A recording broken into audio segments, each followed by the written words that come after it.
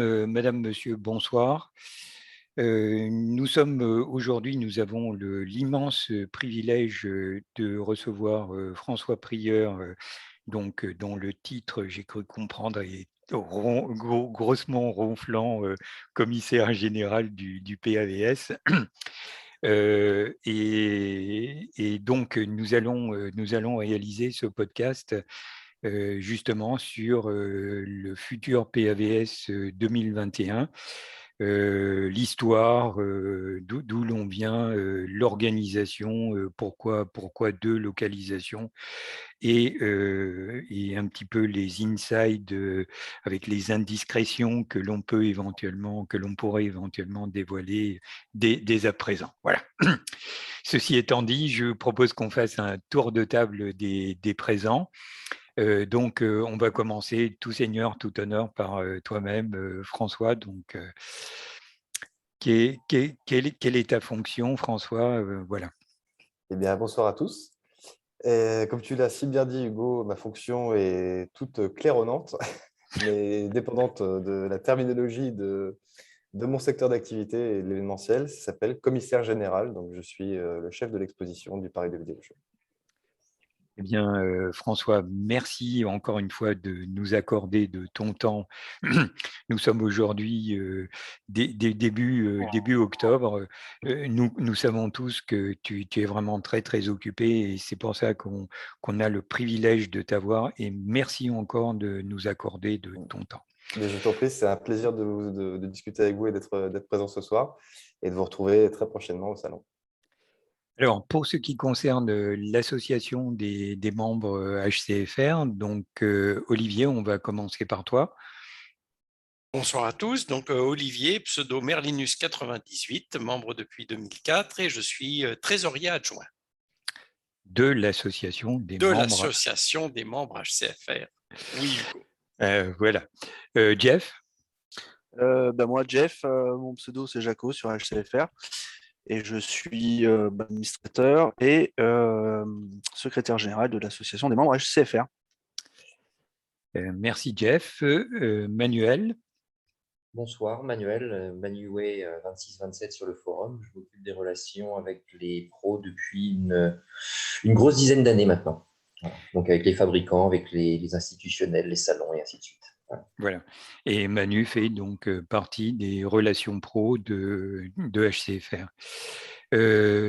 Tan Bin? Moi, Tan Bin, mon pseudo c'est Hong Kong Fuku, je suis sur affaire HCFR depuis je pense 2010 et je suis passionné de la hi-fi et du home cinéma, mais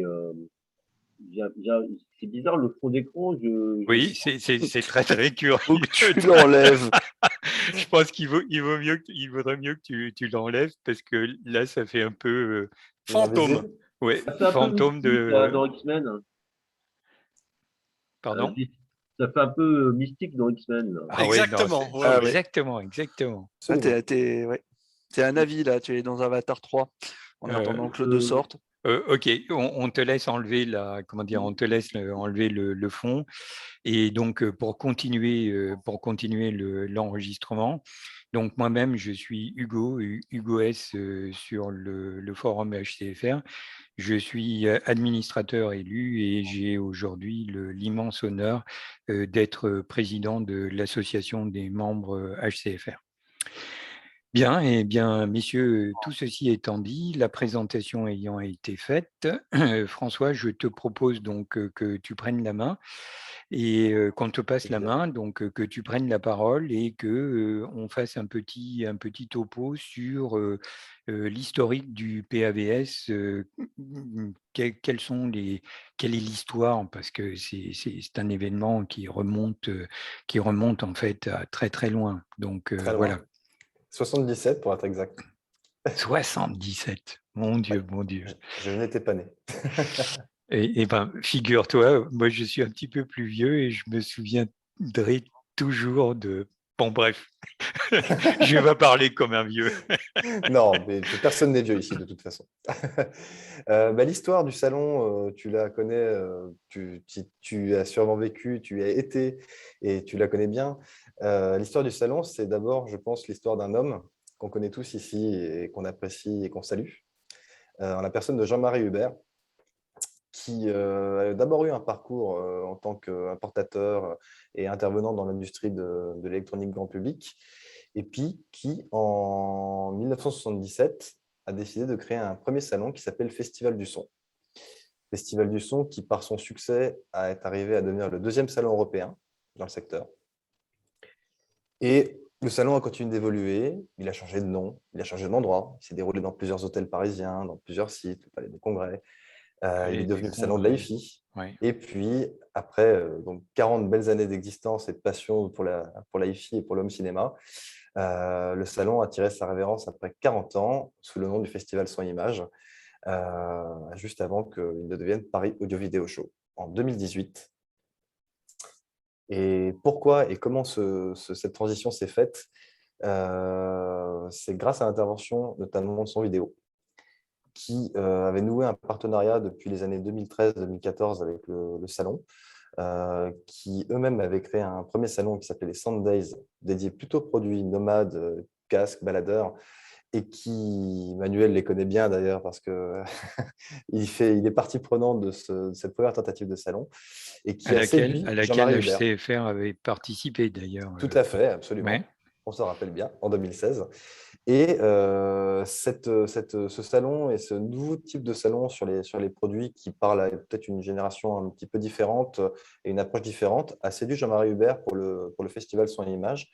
Et on a intégré le salon en 2016 pour créer une salle et un espace d'écoute dédié casques et baladeurs au sein du salon.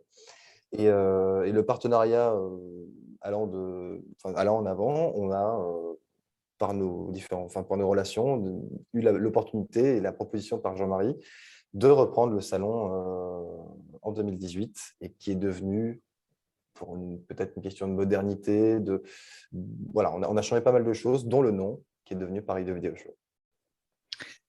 Effectivement, Paris Audio Vidéo Show, en ce qui nous concerne, donc dans notre communication, j'ai conservé les visuels parisiens des années précédentes parce que j'ai trouvé ces photos vraiment très très belles. Donc voilà. Et c'est vrai que comment dire, cette évolution, et en particulier cette évolution sur deux endroits différents, pourquoi ce choix de deux endroits différents, François? Alors, il y a même une double évolution, puisque outre 2 sites d'exposition, aujourd'hui, on a également augmenté la durée du salon. Mais ça, on y reviendra un petit peu après. Mais pourquoi 2 endroits? Tout simplement parce que rares en France sont les sites qui ont le pédigré d'un autre qu'on connaît tous bien dans la profession, qui est le MOC de Munich, qui est peut-être le site idéal pour réaliser un salon IFI ou de notre univers, puisque salles multiples, halls multiples et une taille, bien sûr, qui n'a rien à voir avec les hôtels parisiens ou les centres de conférences qu'on peut investir. Mais en France, les espaces uniques manquent. Et on a donc réfléchi à comment étoffer l'exposition existante du Festival Son Image. Et on lui a adjoint un second site qui est juste à côté, quelques centaines de mètres, 300 mètres pour être exact, afin de faire poursuivre l'exposition là-bas. Ça, c'est la première raison. Et globalement, aujourd'hui, en termes de, comment dire, en termes de surface, parce que tu parlais donc du Novotel et du New Cap Center, ça représente quelle surface à peu près? En cumulé, ça représente 4500 mètres carrés de surface au total. Donc, ça, c'est voilà. Et puis, ça fait une soixantaine de salles de démonstration à peu près. 4500 mètres carrés de... Oh, c'est vraiment C'est vrai impressionnant. que ça ne parle pas énormément comme ça, mais c'est vrai que ça commence à représenter de la place et ça accueille beaucoup d'acteurs. Hein. Vous les croisez chaque année. Nombreux sont les acteurs qui prennent une salle de démonstration ou qui exposent sur des stands ouverts. Mais effectivement, ça fait de quoi mettre du monde. Et aujourd'hui, on accueille pas loin de 90 exposants et 300 marques. Oh là là. Et je rappelle, en fait, parce qu'il faut le dire clairement, que c'est toi qui gères en direct l'ensemble de l'organisation de ce genre de choses. C'est-à-dire que tu es en contact direct avec tout le monde. Ouais. Et explique-nous un petit peu comment dire, la complexité de l'organisation, parce que tout à l'heure, off caméra, tu as mentionné quelque chose qui m'a effectivement qui m'a frappé, mais effectivement c'est le quotidien. Tu as parlé de la couleur de la moquette. L'organisation va jusque-là? Et oui, mais c'est vrai que c'est quelque chose que les gens n'ont pas forcément à l'idée quand ils visitent un site ou qu'ils participent à un événement. C'est un petit peu la même mécanique qui peut se dérouler pour un concert, un plateau de télévision. On voit ce qui se passe à l'écran, on se dit que tout est beau, tout est léché, tout est décoré. On est ravis d'y aller et de rencontrer les marques qui nous attendent. Mais c'est vrai que derrière, il y a des gens qui s'occupent de ça. Alors, sur un plateau ou un concert, c'est des techniciens, c'est des ingénieurs du son, c'est tout ça. Sur un salon, c'est plusieurs personnes. Alors, je ne suis pas tout seul, hein, que tu le saches. J'ai bien sûr, disons que pendant la partie organisationnelle, je vais être effectivement Très seul, sollicité. voilà, seul à la conception. Et derrière, au moment d'investir les sites, bien sûr, les renforts des équipes est là, et même pour créer de beaux moments sur le salon. Dont vous aurez un petit aperçu cette année. Mais voilà, c'est vrai que ça va jusque-là. Il faut accueillir les marques, il faut aller les chercher, il faut trouver des exposants qui soient diversifiés, qui représentent un petit peu tous les univers. Et puis une fois qu'on a des exposants, il faut leur trouver l'espace qui leur va. Il faut leur expliquer à quoi va ressembler leur stand. Certains sont à l'autre bout de la France, parfois sont à l'étranger. Donc, il faut pouvoir leur envoyer les photos des salles, il faut pouvoir leur donner des cotes, il faut pouvoir, et jusqu'à la couleur de la moquette quand ils décident de prendre un stand. Et sans indiscrétion, comment est-ce que tu fais la répartition des salles, par exemple? Est-ce que tu veilles à ne pas mettre un gros truc boum boum à côté d'un son cristallin au niveau des enceintes, par exemple? Oui. Comment est-ce que c'est de ta responsabilité, ce genre de choses? Alors, c'est oui, et aussi du choix des exposants, mais c'est vrai qu'on fait attention à ne pas mettre n'importe quelle démonstration à côté de n'importe quelle autre. Euh, vous le savez trop bien, je pense que la plupart des hôtels qui nous accueillent, comme tous les centres de conférence, sont souvent conçus avec des cloisons modulaires, donc ce n'est pas des murs en dur qui permettent d'avoir une enceinte contenue. Il va y avoir des fuites acoustiques sur les panneaux. Donc, c'est une question de bienséance aussi entre exposants qui se respectent, qui font des écoutes alternées entre salles. Donc, quelque part, on peut mettre deux univers différents, même du home cinéma à côté de quelque chose, comme une petite fille haut de gamme. Mais là, après, il envoie du bon sens des exposants. Et s'il faut, on intervient pour expliquer que c'est important de se respecter. Bien sûr. Je vous propose qu'on fasse un premier tour de table, éventuellement pour les questions, etc. Olivier? Oui, alors j'avais une question bien précise sur la qualité sonore de ce que l'on peut entendre dans de tels salons. J'en ai fait quelques-uns et c'était parfois le jour et la nuit. C'est-à-dire qu'on pouvait entendre de très bonnes conditions dans une salle fermée, des enceintes qui avaient été bien positionnées avec du bon matériel, et c'était un régal. Et arriver dans une autre salle où d'abord, c'était très mal disposé. Et deuxièmement, le démonstrateur n'avait juste aucune idée. Et lui, ce qui l'importait, c'était de mettre le volume presque à fond en regardant avec un grand sourire et disant, vous avez vu, hein, et moi de penser dans ma tête gentiment, mais c'est pas bon ce que tu es en train de nous faire écouter, mais en lui disant, oui, bon, c'est pas tout à fait à mon goût. Voilà. Donc, est-ce que c'est de la responsabilité des exposants, de l'organisation PAVS, voilà, qui fait quoi pour avoir une meilleure qualité de démonstration? Bah, écoute, pour te répondre assez franchement, je pense que ça dépend surtout de l'approche que va avoir la personne avec le produit. D'accord. Je pense que on n'a pas notre mot à dire sur les Ah, exposants. Enfin, du moins, ok. on peut trouver qu'un système marche moins bien que s'il était placé ailleurs, mais peut-être que tout simplement, c'est le lieu qui rend pas service au système, parce que tu l'as dit toi-même, un Oui, même système peut sonner complètement différemment en fonction de là où il est mis. oui. Euh, une salle de démonstration est une salle, pour la plupart du temps, rectangulaire ou carrée, donc les conditions acoustiques ne sont pas forcément idéales. Quand tu commences à aller sur une certaine gamme de systèmes, dans les auditoriums, tu vas avoir du traitement acoustique, tu vas avoir du tapis, de la moquette, tu vas avoir une salle qui est asymétrique, tu vas avoir du mobilier qui va faire office de diffuseur. Oui, tout à fait. Voilà. Donc, un salon ne pourra jamais être… Enfin, tu ne pourras jamais retrouver l'écoute, à moins que l'exposant travaille volontairement sa salle comme ça. Certains l'ont fait d'ailleurs, parce qu'ils aiment bien retrouver les conditions que tu peux avoir. C'est d'ailleurs le but, c'est de savoir comment sonne un système une fois qu'il est dans des conditions réelles. On ne peut pas vraiment dire qu'un salon soit une condition réelle, un petit peu comme dans d'autres univers d'ailleurs. C'est qu'une fois que le produit, disons que c'est une vitrine, c'est Oui. recréer Pardon, je t'en Et prie. c'est une vitrine, je dirais même à l'extrême réaliste, parce que quelque part, en fait, si tu veux, quand tu transposes un tel système ou tel autre système dans un contexte domestique, bon, c'est vrai que ce n'est pas une chambre d'hôtel, mais c'est quelque chose qui, en termes de parois, d'équipement, est relativement similaire. Donc, effectivement, ça peut avoir du sens. Tout à fait. Et puis, je pense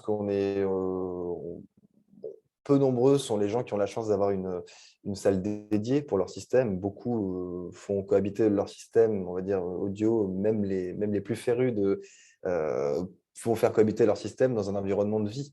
Bien sûr. Donc, c'est aussi ces conditions-là qui ne sont pas réunies forcément sur un salon. Et l'intérêt, je pense, en fait, d'un salon, et parfois au détriment de l'écoute, c'est vrai, on ne peut pas le nier, mais c'est surtout de rassembler un maximum de systèmes différents, un maximum d'écoute et d'approche en un lieu unique pendant un moment donné. C'est ça l'essence même d'un salon.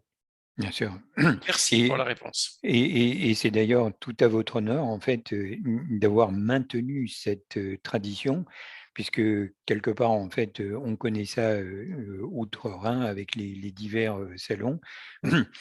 Tan Minh pourra nous en parler, parce que c'est un grand fanat du Munich Hayen. Donc voilà.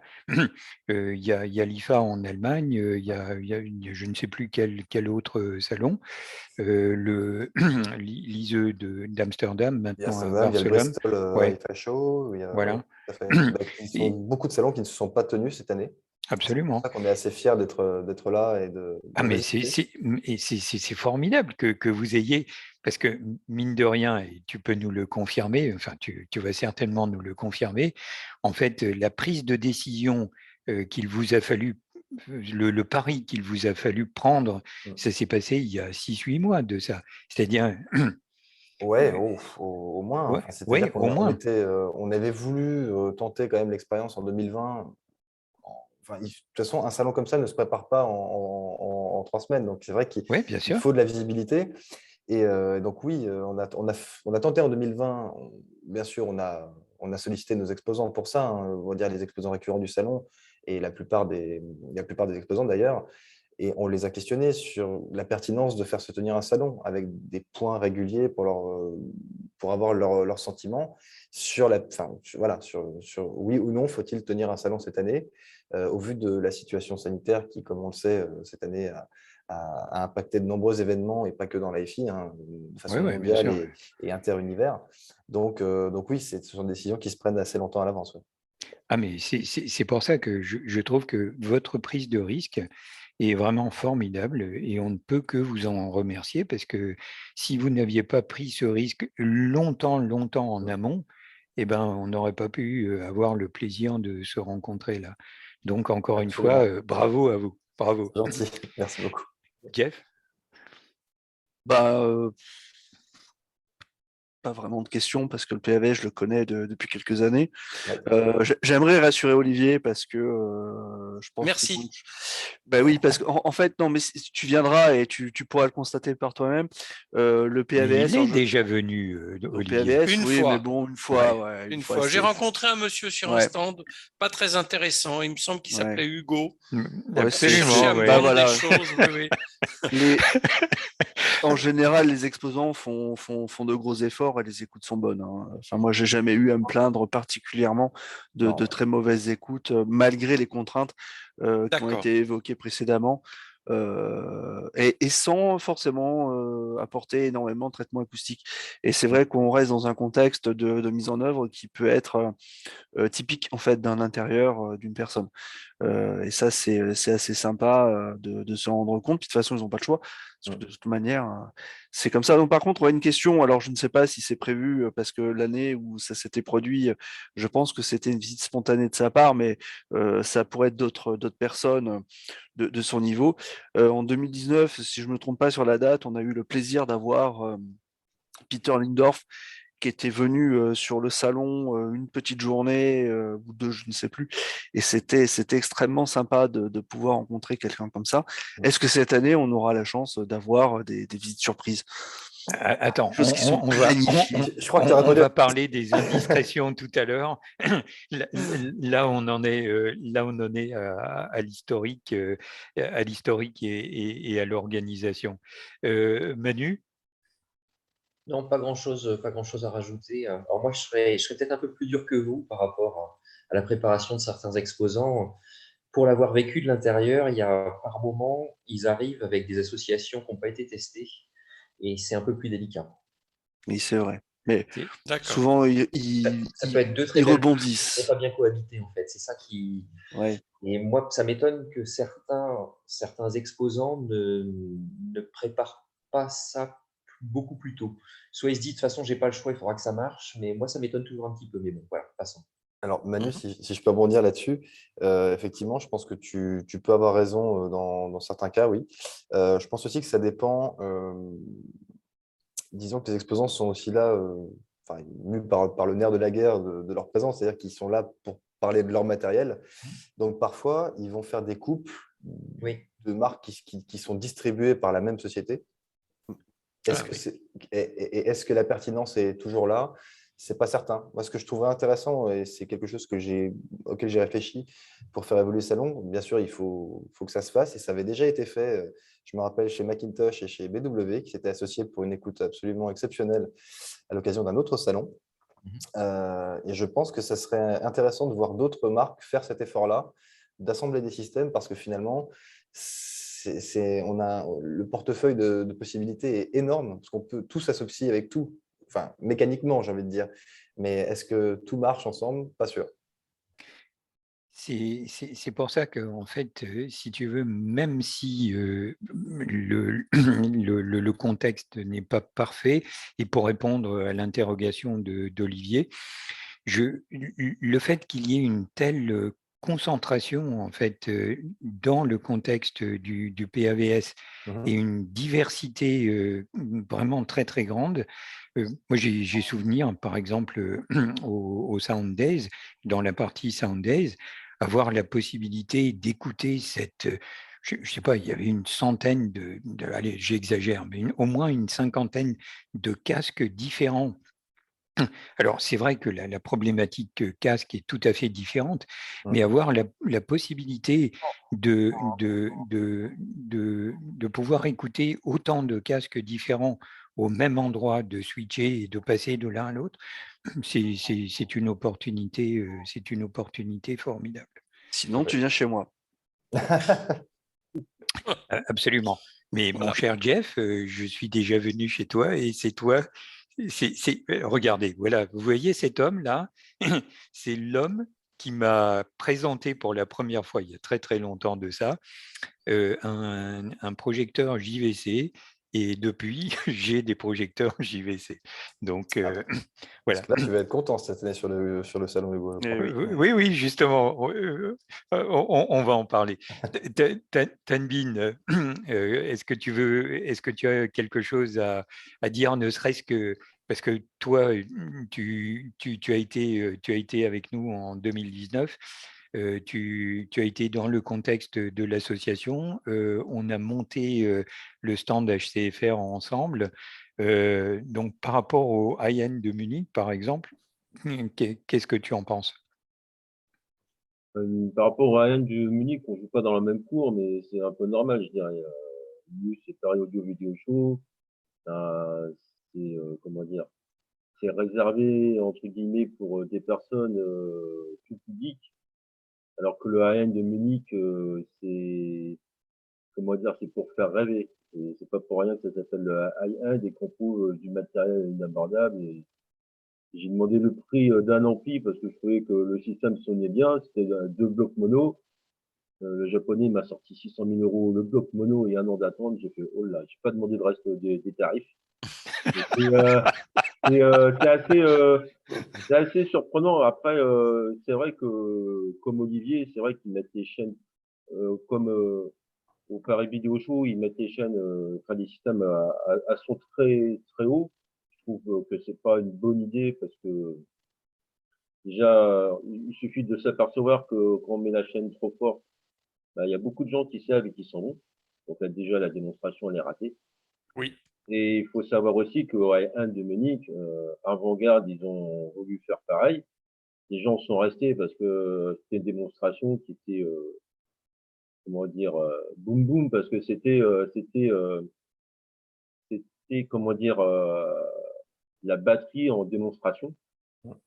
Et que la batterie a repassé par les haut-parleurs et que c'est vrai que ça donnait un son de fou. Et Avant-Garde, ils sont amusés aussi à passer du vinyle avec du Michel Jonas. Les gens sont restés parce qu'on avait l'impression qu'on avait Michel Jonas dans la pièce. Mais franchement, le niveau de son était beaucoup trop fort.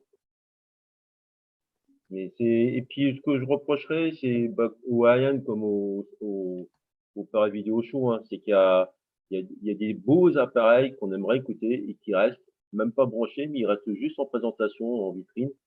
Et je trouve que c'est dommage. Mais c'est vrai que c'est bien de les voir, parce qu'on les verra jamais en magasin, hein. Les blocs mono Macintosh, je pense pas qu'on les verra au magasin. Et pour ceux qui les auront en démonstration, ça doit être des magasins ultra haut de gamme. Mais pour ce qui est du matériel, quand on va avoir un salon de son et de cinéma, et ce qu'on aimerait bien, c'est écouter le son et puis voir les images. Après, si toutes les démonstrations sont en statique, l'intérêt, il n'est pas aussi performant que si on a une démonstration. Quitte à ce que la démonstration soit, comment dire, ne soit pas bonne façon de parler. Bien sûr, mais à nouveau, si tu veux, on se retrouve avec la problématique de tout à l'heure, c'est-à-dire faire une association cohérente de produits dans un contexte qui, a priori, finalement, n'est pas exactement et pile poil optimisé. Mais d'un autre côté, encore une fois, si tu veux, dans chaque chose, il y a un compromis et par définition, je crois qu'au niveau du PAVS, de mon point de vue, a été trouvé cette espèce de chemin médian dans lequel on ne va pas trop loin sans descendre trop bas. Et du coup, donc, c'est vrai que ce chemin cette voie du milieu, pour dire pour faire une analogie par rapport à autre chose, cette voie du milieu, quelque part, en fait, je trouve qu'elle est particulièrement intéressante. Et la preuve, c'est le succès du PAVS. Tu as fini, Tanbin, ou tu veux rajouter quelque chose?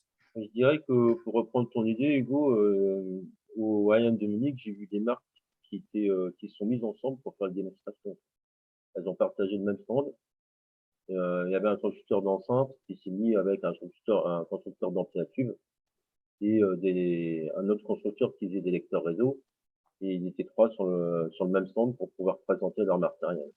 Donc je pense que, par exemple, si François a un souci, quand je dis souci, c'est pas un énorme souci. Par exemple, il y a 3 marques qui veulent faire une démonstration, mais malheureusement, il n'a plus de salle.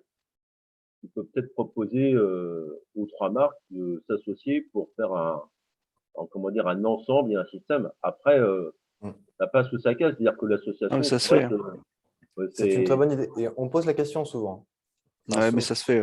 Ouais, il y a beaucoup régulièrement, chaque année, moi, j'ai quelques exposants qui sont soit fabricants d'enceintes, soit fabricants d'amplis ou d'électronique, qui me sollicitent et qui me demandent, qui me disent j'aimerais bien exposer.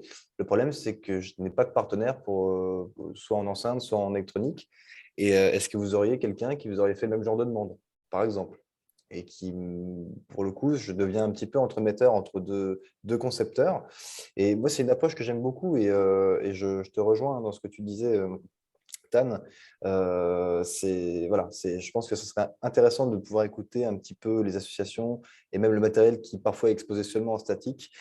Après, ce qu'il faut savoir, c'est que la mise en place d'un système pour le régler, le temps imparti pour arriver sur un salon en termes de montage, etc., n'est pas extrêmement élevé. Donc, il faut faire un peu ce que les Anglais appellent the best of both worlds. C'est vraiment le meilleur des deux mondes et à réussir à trouver le système qui marche dans le temps imparti et qui donnera de l'émotion aux gens. Et j'en profite pour rebondir sur ce que tu disais, Hugo, qui m'a beaucoup plu, cette notion de voix du milieu, qui est un petit peu l'essence de ce qu'on fait au Paris de Vidéo Show. Effectivement, on ne s'est pas orienté vers une exposition ultra high-end, comme le peut être Munich. Même si Munich a la capacité d'accueillir quasiment l'ensemble des acteurs, peut-être pas quand même, parce qu'ils sont très nombreux, mais c'est vraiment notre leitmotiv au Paris de Vidéo Show, c'est d'avoir pu reproposer face à tout ce qui existe aujourd'hui comme solution à des gens qui sont d'un côté des passionnés et qui aiment ça, qui connaissent le matériel et qui ont envie d'aller plus loin, mais aussi de repartager notre passion à des gens qui la découvrent ou qui ne l'approchent pas de la bonne manière. Et quand je dis ça, je parle de personnes qui vont encore écouter du MP3, par exemple, qui vont encore regarder des films sur leur iPad plutôt que de regarder sur un écran calibré. Voilà, cette approche-là. Et nous, à ce niveau-là, on a un rôle à la fois rééducatif et un petit peu prescripteur aussi. Bien sûr. Et cette notion de, comment dire, de didactique, de terme éducation est un petit peu trop fort, mais cette notion de didactique et d'information transverse, et surtout peut-être offrir la possibilité à des personnes qui ne connaissent pas de rentrer dans un monde. Tu parlais du festival du son de 77. En ce qui me concerne, si tu veux, j'ai découvert, j'étais passionné avant, mais si tu veux, j'ai découvert la pratique, le plaisir de l'écoute lors de ce festival du son. Je n'ose vous dire quel âge j'avais à l'époque. J'étais un peu jeune, mais quelque part, si tu veux, c'est un vrai plaisir. Et positionner un événement qui permette aux gens et aux jeunes, nous, on a 3 enfants. J'ai amené nos 3 enfants lors des précédents festivals du son et de l'image. Pourquoi? Parce que c'était, même si on a une installation à la maison, c'était une façon de découvrir autre chose. Et mettre ça à la disposition des personnes, la démarche est vraiment formidable. Tout à fait. Disons que Effectivement, le terme rééduquer est un peu fort. C'était plutôt Oui, de faire de la didactique, de faire de la d'informer. didactique. Ouais. Aussi parce que les gens ne connaissent pas certaines Bien solutions. sûr. Voilà, Bien sûr. beaucoup de gens qui ne savent pas que ces solutions-là existent, qu'on peut faire différemment. C'est surtout ça. Si tu veux, il y a pour faire un petit parallèle par rapport à ça, j'ai eu cet immense privilège de rencontrer Ken Nishiwata, donc voilà, le grand monsieur qui est de chez Marantz, qui est à l'origine en fait du tweakage et du maintien du son Marantz depuis les origines. Ken, qui était un grand bonhomme, un grand monsieur, est décédé, et j'ai eu cet immense privilège de faire une des dernières interviews qu'il ait données. D'ailleurs, cette interview est disponible sur HCFR. Et pourquoi je parle de Ken? Parce que Ken, c'était vraiment un pur et dur du beau son, du son reproduit dans la pureté de ses qualités les plus belles. Et cet homme, en fait, à un moment donné, on a parlé du MP3 et de la dégradation de la perf, de la reproduction audio. Et le problème de ça, je suis désolé de prendre un peu de temps, mais quelque part, je pense que c'est quelque chose qui aujourd'hui est vraiment très, très important. C'est faire comprendre aux gens que, bien sûr, le MP3 permet d'écouter les choses facilement, etc., sous des formats et des compressions réduites, mais en réalité, c'est uniquement comment dire, c'est pour entendre de la musique, par opposition à écouter de la musique. Et pour écouter de la musique, eh bien, éventuellement, il faut passer à quelque chose, à un encodage déjà un petit peu plus évolué, un petit peu plus performant, et à un système, que ce soit des écouteurs ou d'un casque, voire des enceintes. Et du coup, on change complètement d'univers. Et faire comprendre ça aux gens, eh ben, comment est-ce qu'on peut le faire? On peut le faire par le biais des salons, et c'est encore une fois tout à votre honneur de faire ce style de proposition. Et encore, je ne suis pas entré dans le vinyle, donc. Et Hugo a raison, hein, parce que moi j'ai acheté mon système grâce à l'époque, c'était le festival des images du son. J'ai galéré pour trouver le stand Proceed au Palais des Congrès parce que c'était un changement d'ascenseur à un certain étage. Donc, je crois que je suis resté 2 heures à chercher le stand et c'est un portier qui m'a gentiment amené là-bas. J'étais venu écouter un préampli Rotel, je suis allé commander un préampli Proceed. Donc, c'est vraiment l'occasion d'écouter tous les systèmes, même s'ils sont pas dans des bonnes conditions, mais à découvrir des systèmes qu'on peut pas demander au magasin d'avoir, je sais pas moi, 10 000 produits ou 200 000 produits dans son magasin, ne pas de démonstration de tout. Je comprends très bien que le revendeur, si on lui fait écouter une trentaine de lecteurs CD, il va dire, ouais, bon, fais-le-moi, c'est bon. Là, on dérange personne, on va écouter et on essaye de trouver le système qui nous convient. Après, c'est, comment dire, c'est chacun comment dire, chacun a son avis, hein. Moi, j'ai amené une copine qui m'a dit qu'elle connaissait rien au son, et puis, on s'est arrêté, à chaque fois 20 ou 30 secondes dans toutes les salles. La seule salle où on est resté une heure, la seule salle où il y avait des JBL Everest. Mais la copine, elle connaissait pas le son. Elle connaissait rien dans le son. Donc, voilà, c'était très, très drôle. Donc, voilà. Franchement, c'est bien de faire des salons où on peut écouter pas mal de systèmes différents. Après, c'est vrai que suivant les goûts, les couleurs, c'est sûr que bah, Jeff, il va aimer ce système, moi, j'ai pas aimé, et puis inversement, moi, j'aime le système, et puis Jeff, il va pas l'aimer, quoi. Donc, heureusement, chacun a ses goûts, quoi. Et c'est pour ça que la proposition de François, donc au travers du PAVS, justement, c'est de proposer et de positionner cette diversité. Quelque part, si tu veux, c'est vraiment ça qui, de mon point de vue, est encore vraiment très, très intéressant. Quelqu'un souhaite Ouais. rebondir par rapport à ça? Oui, par rapport à l'association des différentes marques, donc complémentaires, hein, si on a besoin d'une électronique sur des enceintes, c'est quelque chose qui se faisait beaucoup au Rocky Mountain Audio Fest.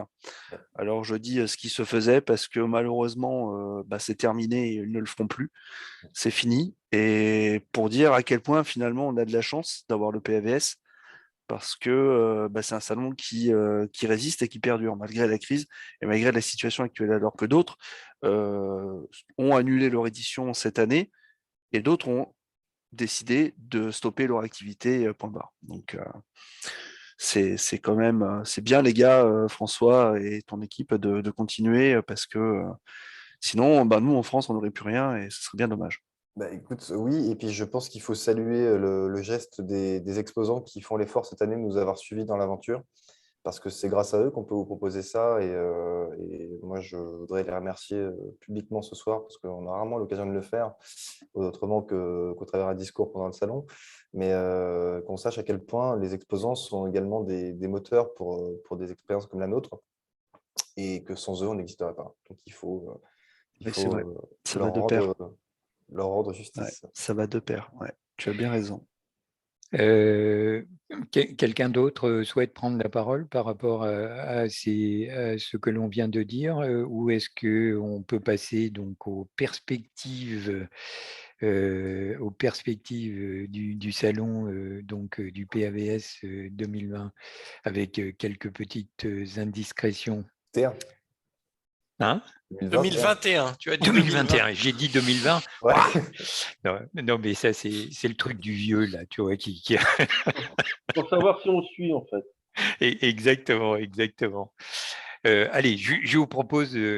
Alors, on a fait tout récemment deux podcasts, donc avec 3 podcasts récemment.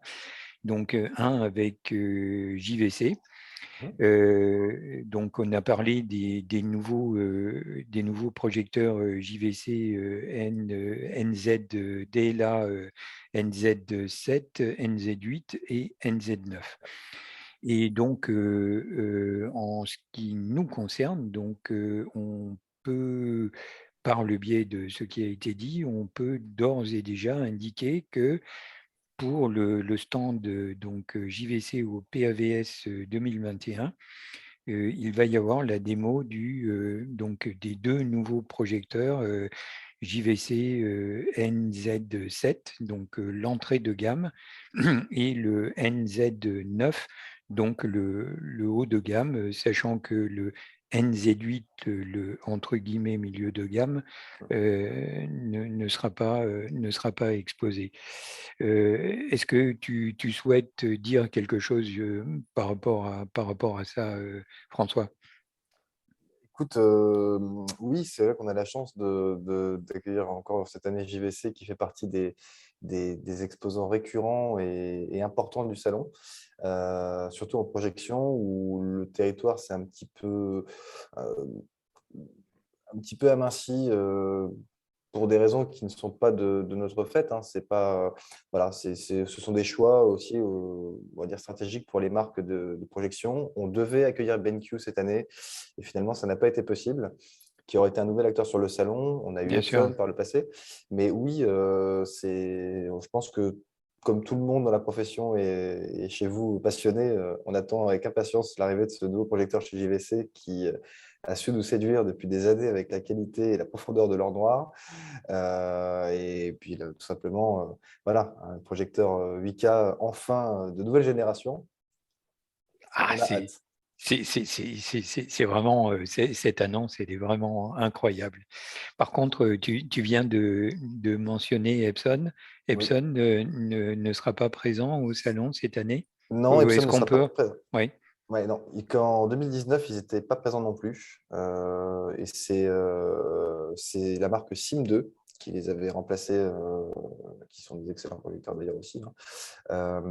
Voilà, c'était bon. Cette année, c'est peut-être l'univers qui sera le moins représenté sur le salon. On a eu bon, la période, enfin, c'est la période qui fait ça. On va avoir des très très belles écoutes en Wi-Fi et du high-end, vrai high-end.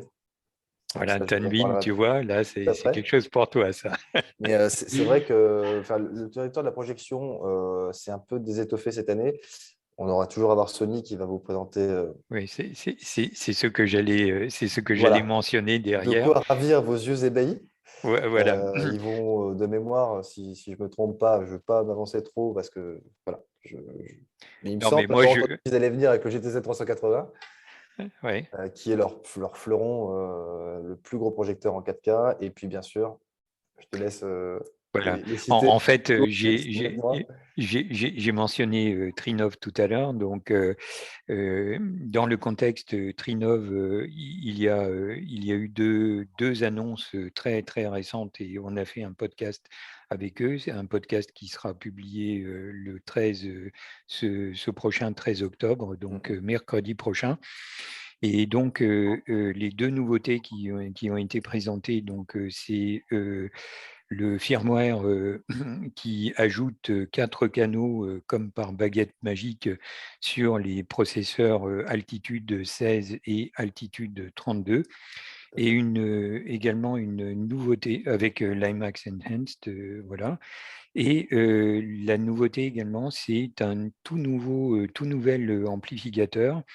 Donc, c'est l'amplitude 16. Donc, il y a une news HCFR qui a été publiée. C'est un amplificateur, un bestiau, voilà, on peut le dire comme ça. C'est un amplificateur 16 canaux, 16 fois 200 watts sous 8 ohms, 16 fois 400 watts sous 4 ohms. Il est bridgeable en 800 watts et il tient le 2 ohms. Pourquoi je mentionne ça? Parce que, en fait, dans le stand de Sony, donc dans le contexte de cette salle de projection optimisée, il va y avoir la démo donc, de l'altitude 16 avec l'amplitude 16 et avec les superbes enceintes intégrées Waterfall comme les années précédentes. Tout à fait. Sachant que donc, cette installation sera calibrée audio par Alexandre Garcia de Trinov, donc gage d'un rendu sonore vraiment particulièrement impressionnant. Ce qui, allez, je vais le dire de cette façon, ce qui n'a pas forcément été le cas les années précédentes. Voilà. Donc là, si on peut vous conseiller quelque chose, c'est aller voir évidemment les démos JVC, les nouveaux projecteurs, et aller voir cette démo. Donc, sachant que l'écran, de ce que j'ai cru comprendre, l'écran de projection sera un écran technique donc de la marque Extreme Screen, voilà, qui fait de très très beaux écrans. Donc voilà. François, c'est vraiment quelque chose d'impressionnant. On en parlait tout à l'heure. Tu vois, on en parlait tout à l'heure des marques qui s'associent pour proposer des démonstrations exceptionnelles. C'est le cas là. Enfin, c'est le cas sur cette démonstration-là, avec un très grand nom de l'image, très grand nom du son, très grand nom de la calibration sonore et très grand nombre d'écrans de projection. Ça ne peut être qu'un très grand nom de l'enceinte française. Et trois marques françaises qui s'associent pour aider un géant nippon dans sa démonstration. Et je trouve que cette démarche… Vive la France. Vive la France, oui. Nous sommes HCFR, donc un site français. D'ailleurs, on peut le voir avec les 3 couleurs du logo. Et je trouve ça magnifique que quelque part, en fait, on arrive à produire et réaliser ce style de choses aujourd'hui en France. Sachant que… oui, tu voulais rajouter quelque chose, François?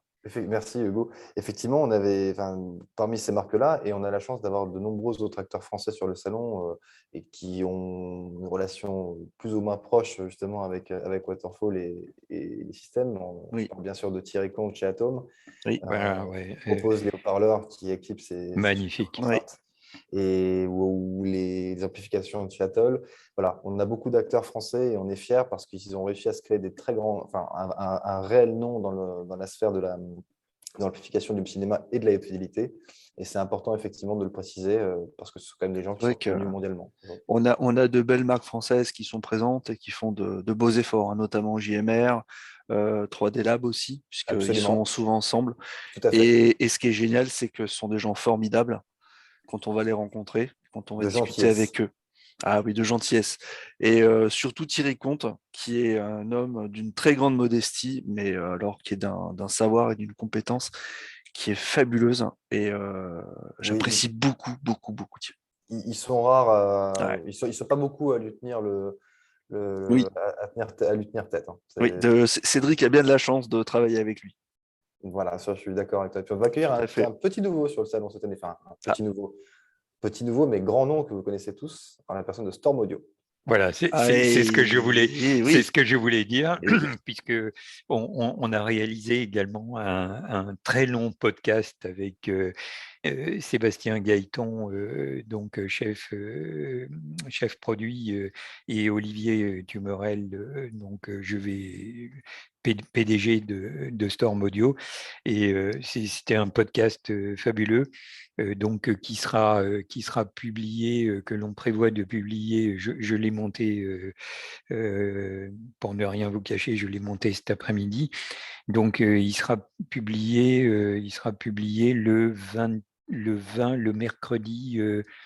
le mercredi, 20 octobre, c'est-à-dire quelques jours avant le PAVS. Alors effectivement, Storm Audio, donc une toute jeune marque française.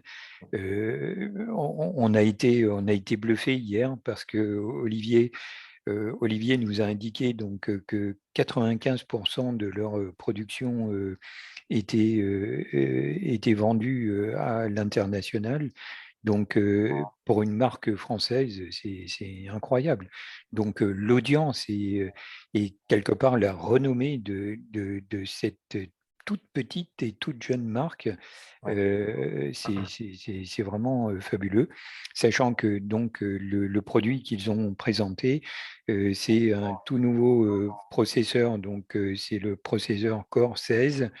Donc, malheureusement, ils seront en statique, Oui, mais je pense que c'est des gens qu'il faut aller voir, ne serait-ce que comment dire, pour les soutenir dans leur démarche. Oui. absolument. C'est la première fois qu'on les accueille sur le salon officiellement parce que officieusement, et j'ose croire que ça sera certainement la même chose cette année, ils étaient présents chez un autre grand nom de l'automobile française, Focal. Focal, avec leur ampli Astral, bien sûr, qui a été développé en partenariat avec Storm Audio. Donc, je pense je n'en ai pas la certitude, mais je ne serais pas étonné qu'ils fassent leur démo au cinéma sur un ampli Astral. Oui, j'aurais tendance à fortement le parier, mais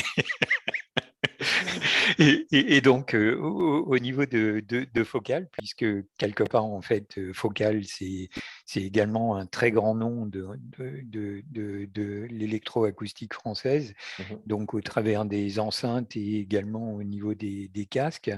Oui. Donc, tu nous confirmes, Focal sera bien présent.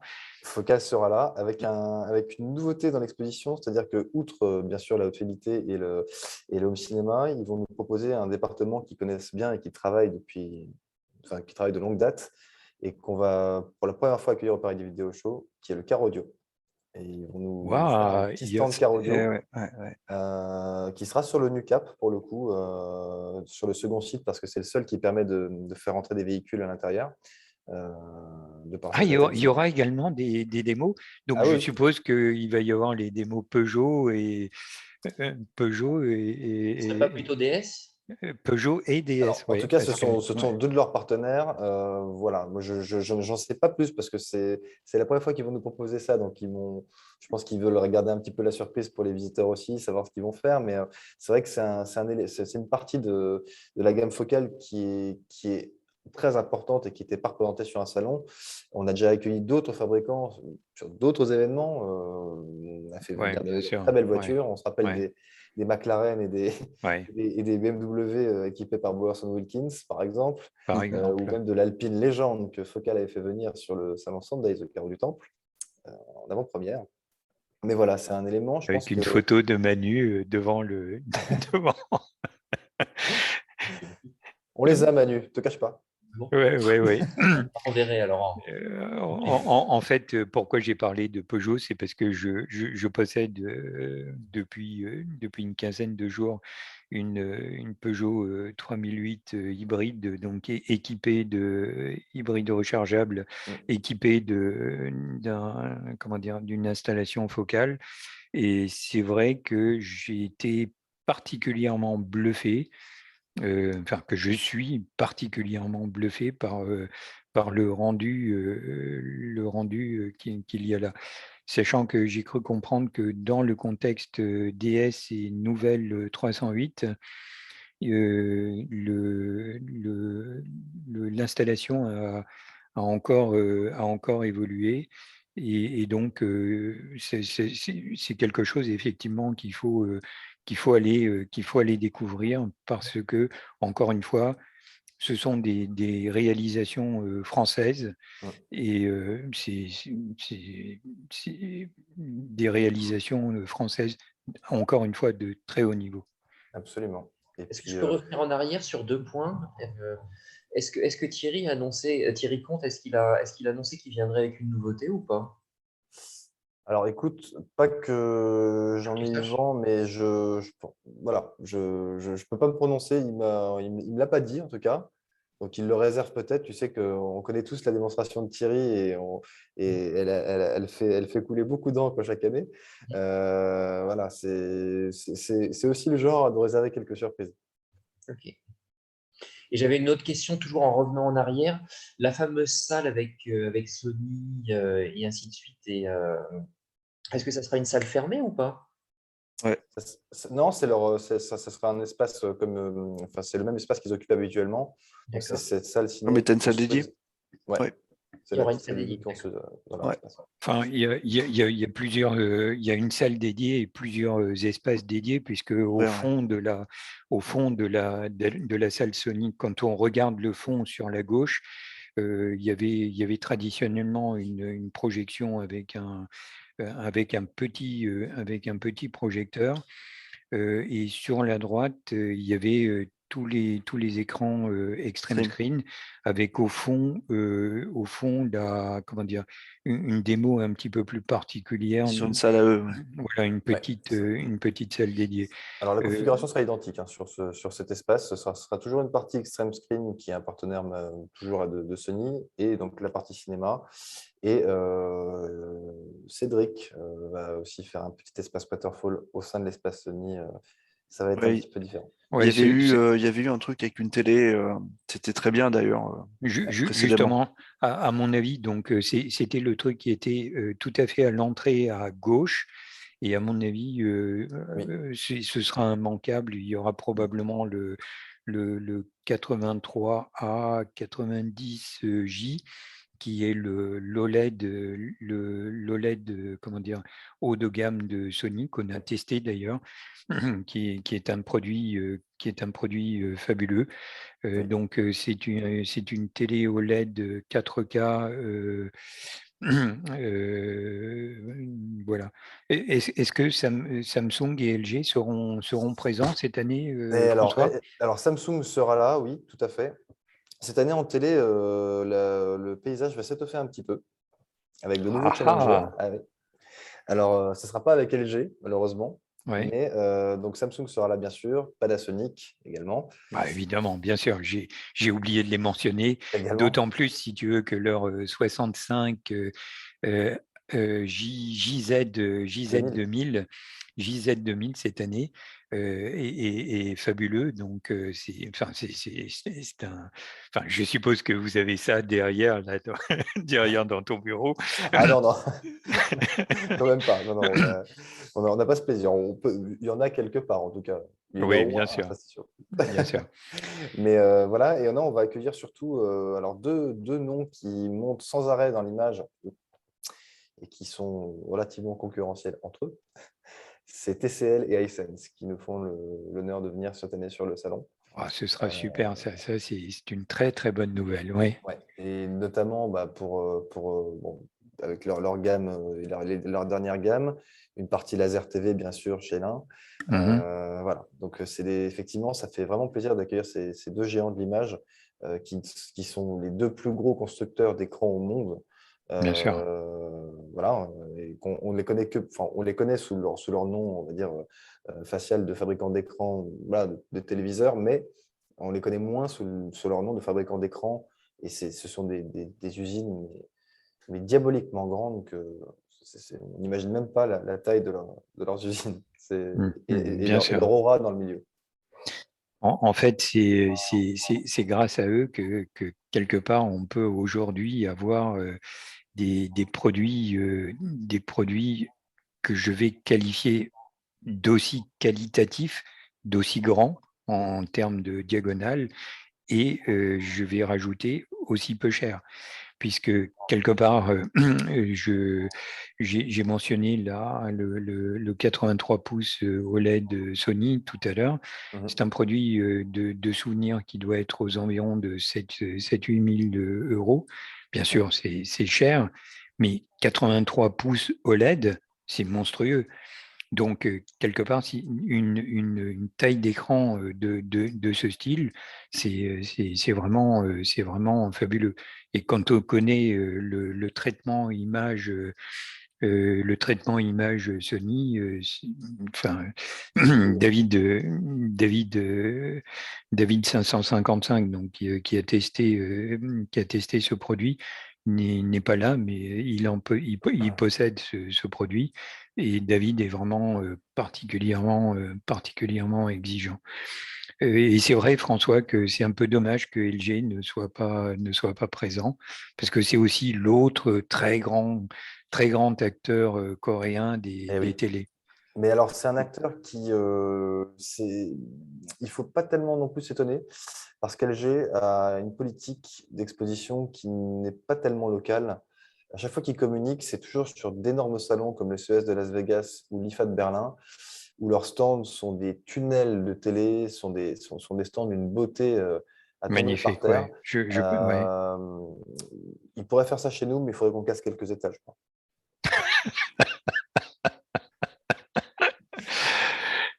Ok. Euh, quelqu'un, par rapport à tout ce que l'on vient de dire là, quelqu'un souhaite-t-il poser une question? Je vais Alors rajouter moi, une petite présence. ouais. Je t'en prie, François, vas-y. Pardon, j'ai oublié de citer, pardon, j'ai oublié, ils seront là également en co-exposition, mais on retrouvera les écrans Love qui reviennent. Ah, ça, c'est une excellente nouvelle, puisque effectivement, l'œuvre comment dire, c'est un fabricant, enfin, c'est pas un fabricant, c'est un, comment dire, c'est une Intégrateur. marque, ouais, c'est un intégrateur qui produit comment dire, des écrans de télé vraiment magnifiques, avec une esthétique superbe. Ils ont toujours des produits vraiment de très, très, très haute qualité, avec des processing et une intégration de processing spécifiques ou propriétaires. Et encore une fois, évidemment, allez voir comment dire, ce fabricant, parce que il y a des choses magnifiques.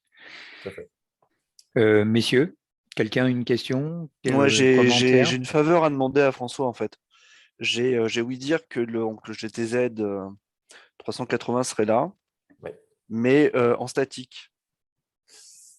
Alors, Ce serait bien de suggérer qu'il ne le soit pas, qu'il soit en démo. Moi, j'aimerais bien le voir, mais le voir tourner surtout. alors c'est une information, pour être tout à fait honnête avec toi, que je n'avais pas parce que moi, J'ai ouï dire, hein, on va dire ça comme ça, hein, mais on tu m'avait connais la expliqué déjà personne. que le projecteur serait montré, mais qu'il ne serait pas le projecteur qui équiperait la salle ciné. Oui. Ça, voilà, ça c'est une certitude, Oui. mais je pense qu'ils vont trouver un moyen de le faire tourner autrement. Ça serait Oui, quand même mais bon, dommage de ne pas le montrer. voilà, mais ça, il faut le voir sur une grande surface. Parce qu'un vidéoprojecteur qui a la capacité d'aller jusqu'à 10 000 lumens et qui couvre le gamut DCI à 100%, donc potentiellement presque 80% avec 20-20, il faut le mettre en œuvre, à mon avis, dans de bonnes conditions.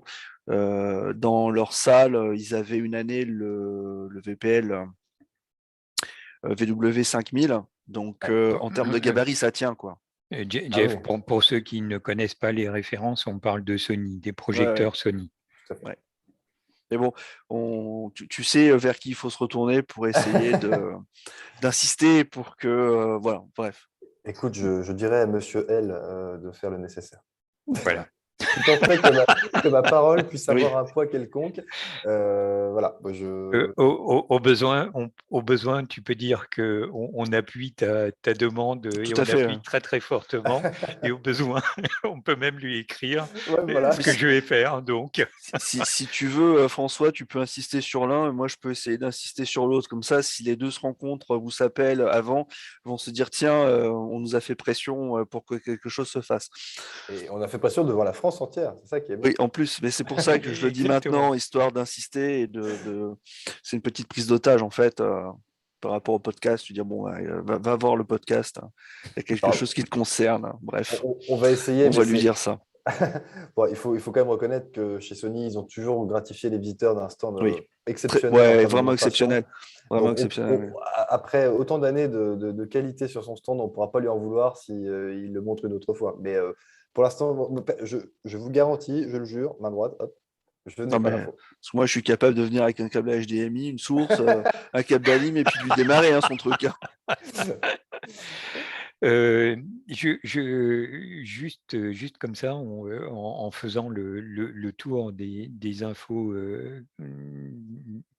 qui sont aujourd'hui en notre possession, est-ce qu'on pourrait faire un petit topo également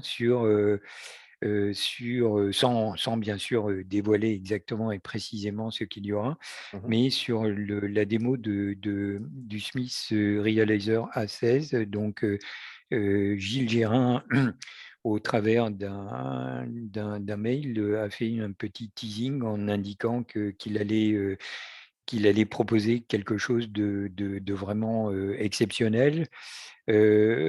François, est-ce qu'on peut en parler ou est-ce Alors, que… écoute, de la même manière, tu sais, Gilles Gérin est quelqu'un de très réservé. Il aime bien réserver des surprises à ses auditeurs, à ses visiteurs. Donc, il se peut que tu aies peut-être, par la relation que tu as avec lui, des informations que je n'aurais pas moi-même. D'accord. Donc, moi, je sais qu'il il sera présent pour démontrer cette machine qui est formidable. J'avais essayé déjà le A8 et le A16. J'ai eu l'occasion de l'essayer aussi. On parle quand même de, arrête-moi si je me trompe, mais de Dolby Atmos au casque Exactement. en 11.4. Non, Non, 11.2.4. 11.1.8, parce que depuis qu'il est passé en reproduction à 24 canaux, il y a des prix, hein, donc des Ouais. personal in-room response. Et quelque part, donc, ce sont des… globalement, à quoi correspond donc la technologie derrière cette réalisation fabuleuse qui est le Smith Realizer A16, qui est une réalisation, en fait, une proposition unique. En fait, c'est de mettre des micros dans les oreilles, donc des micros spécifiques, de s'installer dans une salle Atmos de préférence, et de capter cette salle de façon à pouvoir la reproduire au casque. Sachant que la particularité de ça, c'est que la capture qui aura été faite avec sa propre configuration de tête, sa propre configuration d'oreille et sa propre configuration de chevelure, de tout ce que l'on veut. Et ce truc-là, donc, qui s'appelle en anglais HRTF, Head Related Transfer Function, fait que chaque individu, chaque personne a un contexte de reproduction et d'écoute qui lui est propre. Et du coup, donc, le Smith permet de capter ça avec sa propre configuration de tête, d'oreille, etc., et de la reproduire au casque. Et c'est vrai que, encore une fois, si vous n'avez jamais entendu du Dolby Atmos donc jusqu'à 24 canaux reproduits au casque. Allez faire cette expérience-là parce que c'est tout simplement fabuleux. D'ailleurs, pour ceux qui souhaiteraient, sur HCFR, on a fait l'interview il y a dès la mise sur le, comment dire, dès les tout débuts du SMIS SS, donc en 2016. En décembre 2016, on a fait une interview du concepteur Stephen Smith, un monsieur formidable, un géo trouve tout, un peu, voilà, professeur tournesol. Il sera peut-être là. Il sera peut-être, j'espère. Il sera peut-être là. Stephen, if you watch this video, please make sure to be with us on the PRVS this year. Et quelque part, encore une fois, allez voir cette démo parce que c'est quelque chose de vraiment unique. Voilà. Ouais, c'est vrai que c'est fabuleux. Je rebondis sur ce que tu disais, Hugo, mais ce qui est fabuleux en plus, c'est que la reproduction de cette captation-là se fait en effet binaural. C'est-à-dire Oui. qu'on est vraiment dans une sensation d'immersion totale, puisque le son tourne au mouvement de la tête avec un petit capteur qui est sur le casque. Voilà, j'ai oublié de mentionner le capteur. C'est bien vraiment sûr. un produit alors, tout à fait clivant. Si on peut, enfin, je dis clivant, c'est vrai qu'on va aimer l'approche ou pas, mais c'est vrai que c'est extrêmement bien fabriqué, extrêmement bien conçu. Et en termes de son, c'est fabuleux. Pour l'avoir essayé. Alors, à quoi sert tu as mentionné, le capteur. En fait, à quoi sert ce capteur? Ce capteur, en fait, quand on écoute au casque, quand on tourne la tête, la scène sonore tourne avec la tête. Et l'objet de ce capteur, en fait, c'est de pouvoir localiser la tête dans l'espace. Et donc, ce qui fait que, comme dans une salle de cinéma, home cinéma, donc dans votre salle, qu'elle soit stéréo, home cinéma, etc., quand vous tournez la tête, en fait, la salle reste au même endroit. Et donc, vous avez une perception de salle qui est complètement différente. Et du coup, pour reproduire ça au casque, eh bien, il y a ce capteur qui permet, et ça, c'est effectivement bluffant. Encore une fois, allez voir, ça fait partie de ces incontournables. Et ce qui m'embête le plus, François, c'est qu'on a cité certaines marques, mais il y en a 90, tu as dit tout à l'heure. C'est Alors, terrible, on ne peut il y a pas parler de 90 tout le monde. exposants. Il y a Ouais, 90 90 exposants, exposants, donc 300 marques. 300 marques. 300 marques. Écoute, je ne sais pas si quelqu'un te vient à l'esprit. Excuse-moi, oui, voilà. Je vais le dire parce que toi, tu ne pourras pas le dire. Mais je suppose qu'il va y avoir Ellipson. Il y aura Ellipson, j'allais le dire. Bah voilà. J'allais le Bah dire, voilà. mais j'allais te citer un petit peu, je pense, les choses à voir sur le salon ou un petit peu dans l'ensemble, et surtout en fidélité, puisqu'on on a parlé pour l'instant beaucoup d'images et de projections. Mais Ellipson sera là, bien sûr. Ils ont fêté leurs 80 ans il y a quelques années. C'était en 2019, en 2018, pardon. 2018, ouais. Voilà, qu'ils avaient fêté sur le Et il y salon. avait la 1303, c'était cette enceinte fabuleuse que j'ai. Ça ne me rajeunit pas. Bon, bref. Espérons qu'ils la ressortent un jour. Ça serait quand Sait-on même pas mal. jamais. C'est quand même une enceinte mythique. Ça, C'est le moins qu'on puisse dire, vraiment mythique.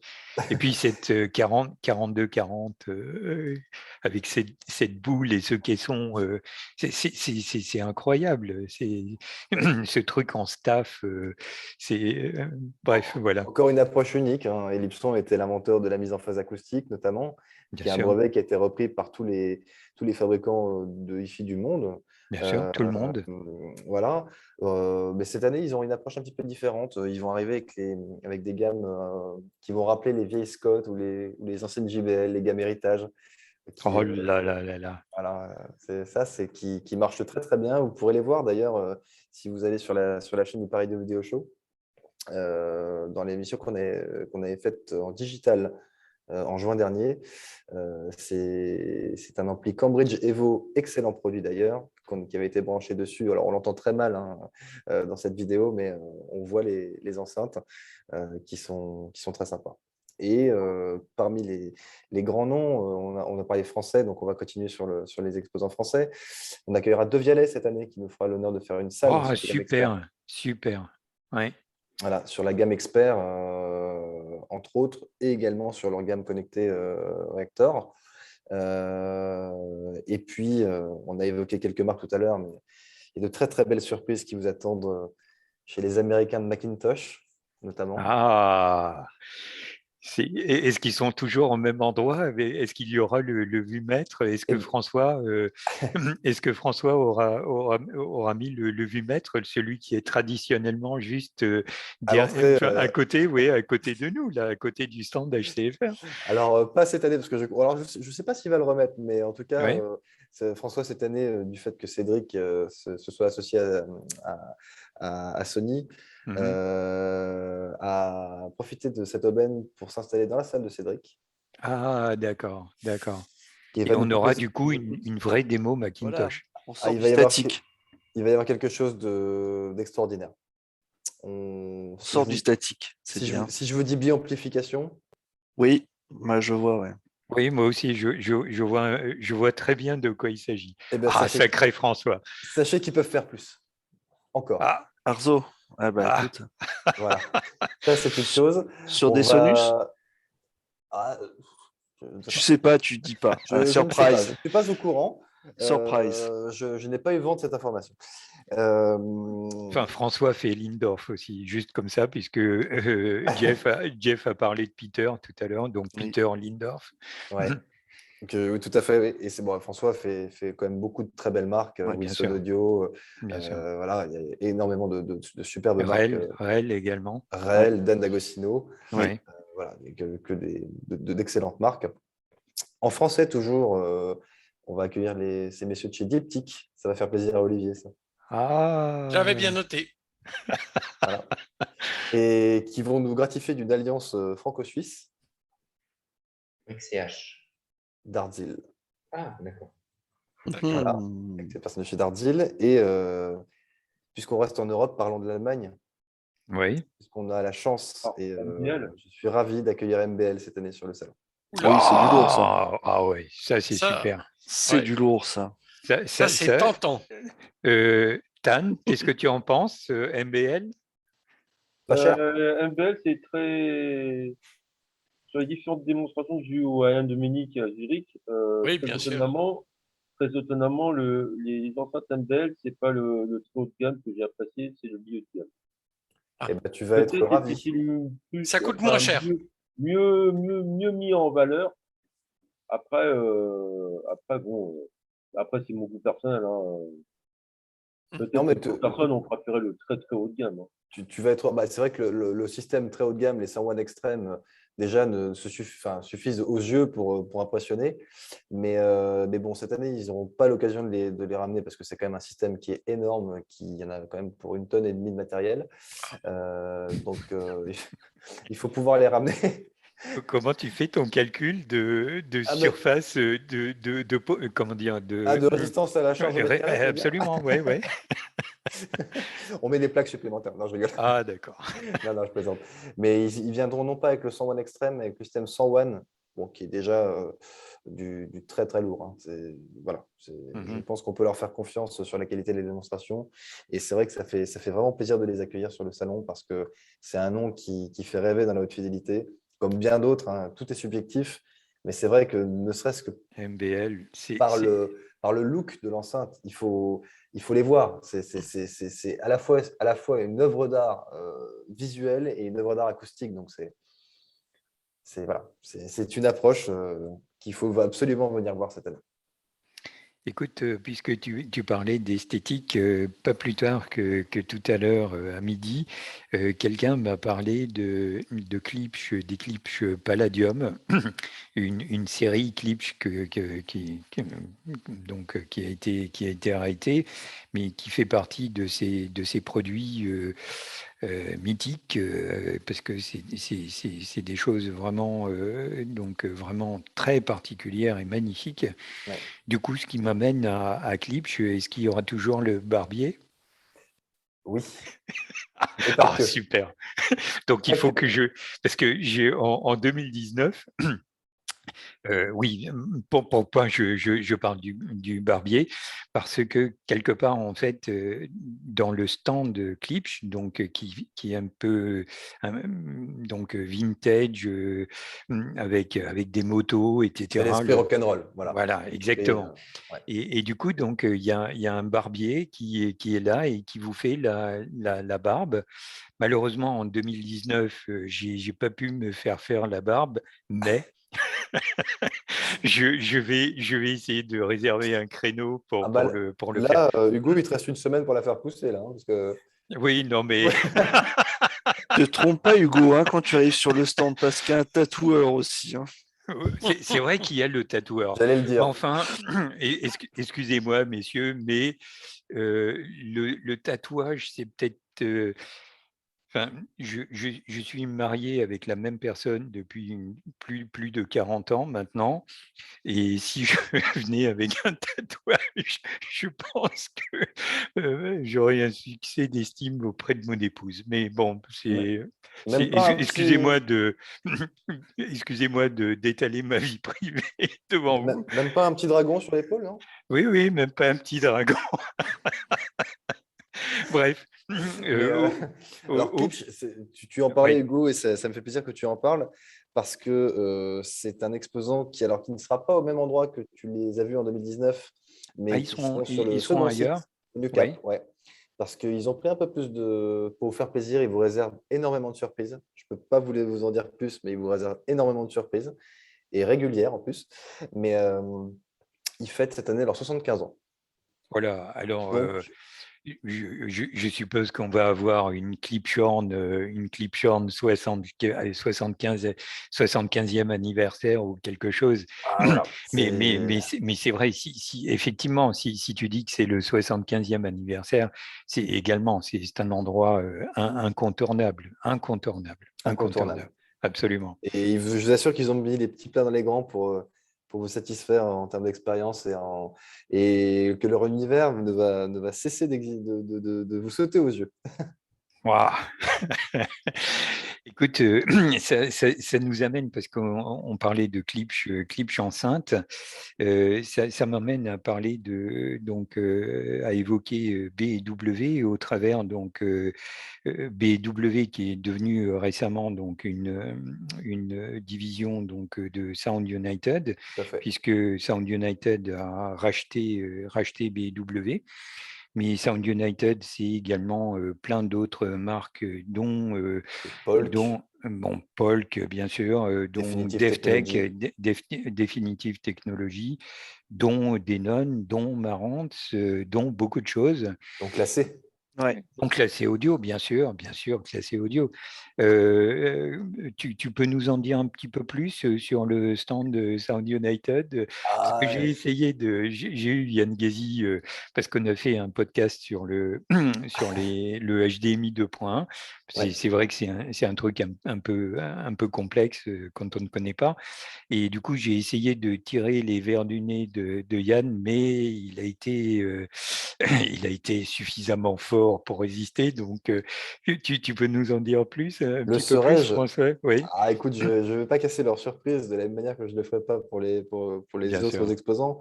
Mais oui, bah, comme on peut s'en douter, il y a quand même cette arrivée de la marque BW dans l'univers Sound United et de très belles associations à prévoir, parce que bon, déjà, ils avaient déjà de quoi faire, mais bon, si on imagine du classé avec du BW ou du Marantz avec du Par BW, exemple, par il y a, exemple. voilà, il y a des choses comme ça très très belles qui peuvent se produire.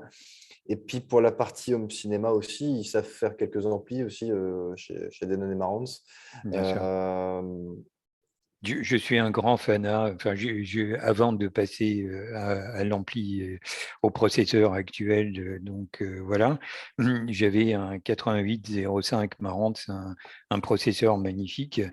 Et quelqu'un donc de notre contexte, donc en l'occurrence Nicolas Milka, qui n'a malheureusement pas pu être des nôtres aujourd'hui, possède un Denon AVC A110, donc la ah là version là. anniversaire Du 4000, du de 6700. l'intégrer, de l'intégrer 8700. 8500. 13 canaux donc, sur la base du 8500, mais tweakés. Et quelque part, en fait, voilà. C'est vraiment des produits à découvrir. Sachant que, et je vais me permettre de dire ça publiquement ici, si vous regardez et si vous suivez les actualités HCFR, vous n'aurez pas été sans remarquer que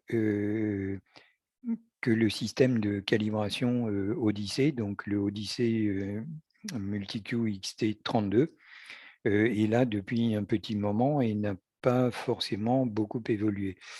Or, quelques indiscrétions outre-Atlantique ont indiqué qu'il y aurait probablement une évolution de l'Odyssée MultiQ dans le courant de 2022. Donc, faites un petit saut sur le stand de Sound United et essayez de tirer les vers du nez de Yann Guézy. Voilà. Bref. Bah, tout ce que je peux vous dire, c'est qu'ils sont sur la ligne de départ pour vous faire rêver. Eh ben voilà. Est-ce que quelqu'un a en tête une marque ou souhaite éventuellement faire un commentaire par rapport à quelque chose qui a été dit jusqu'à présent, ou une marque qu'on n'aurait pas mentionnée, puisque 300 marques, par définition, on ne va pas pouvoir faire tout le monde. Il doit en rester 280 à peu près. À vous parler, oui, moi aussi je regarde la montre. Mine de rien, ça fait quasiment 1h30 que l'on parle. Oui, on va faire un tour de table et puis parce qu'on ne peut pas citer tout le monde. Olivier? Alors moi, j'aurais juste une petite remarque. Tu as insisté sur le logo de l'association HCFR que tu as modifié avec le petit liseré bleu, blanc, rouge. D'ailleurs, je remarque c'est normal, hein, c'est très récent, sur le site du PAVS, on a encore l'ancien logo, sans le liseré. Exactement, Voilà, mais c'est prévu, voilà. d'accord. Mais je voulais surtout demander à François si tu avais bien eu la demande d'Hugo de nous mettre une moquette bleu, blanc, rouge. Ah, Pour notre stand. Il t'a demandé. Hein. Il n'a pas demandé, mais je t'assure Non. que je vais le faire. Bon, très bien. Je ne sais pas si ça va m'être reproché par la suite, mais enfin, Et voilà. je te propose, Olivier. Je te propose, Olivier, qu'on fasse ça et qu'on fasse une petite photo pour prouver qu'on l'aura fait sur le stand. Olivier, Ouais, on aura ouais. une discussion Aïe, aïe, aïe. hors caméra, hors micro Bon, après. très bien. Tu voulais rajouter? Non, à part ça, c'était une belle présentation, un beau tour. Et je suis surtout impatient de redécouvrir, je n'y suis allé qu'une seule fois, de redécouvrir et surtout de faire quelques écoutes qui m'apportent quelque chose. Voilà. Ça devrait être vrai que, satisfait, mon cher Olivier. bien sûr.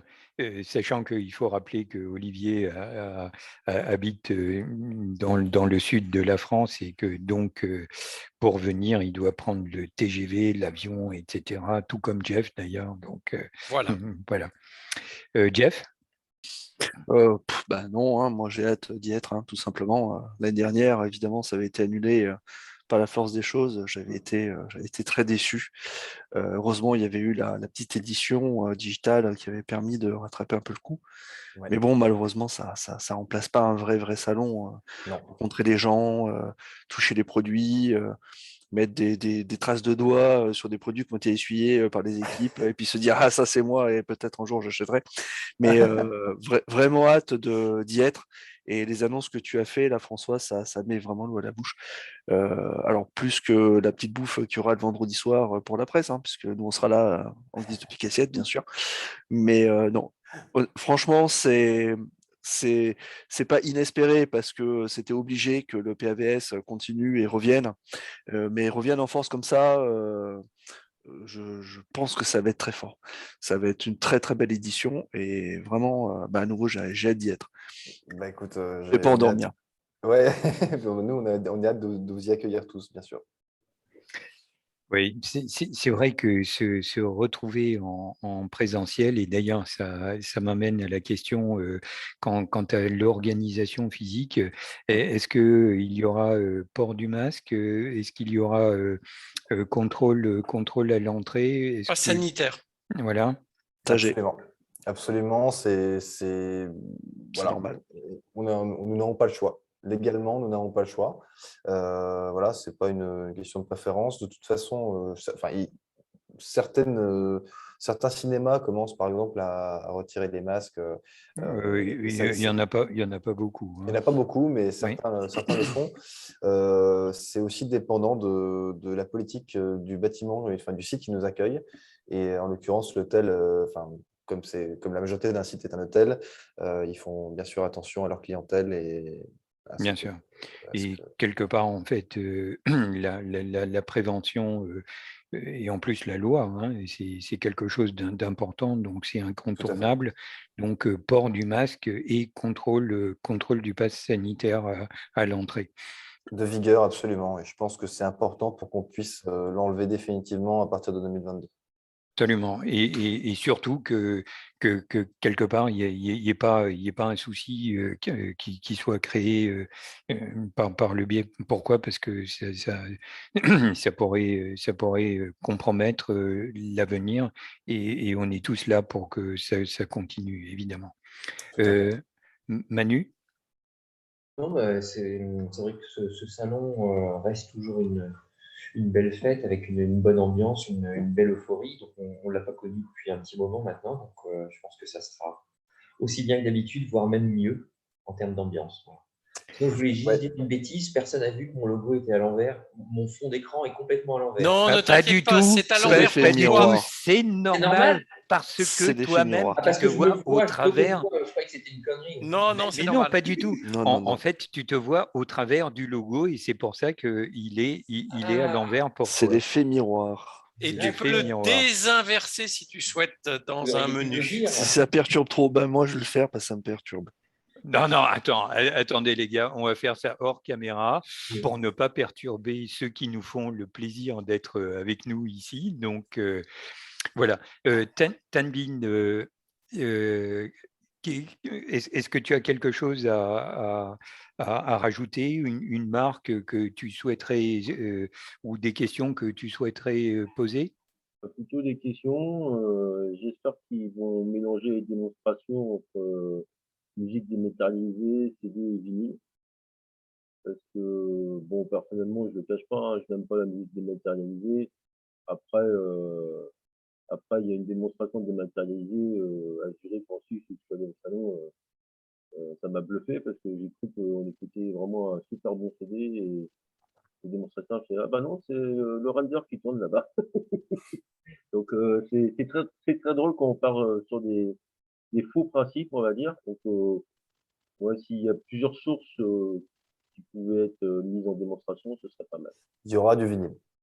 Il y aura du Ah, vinyle et j'y oui, tiens parce que voilà, c'est vrai que c'est quand même l'essence même de la musique. J'ai envie de dire, c'est la chaîne purement analogique.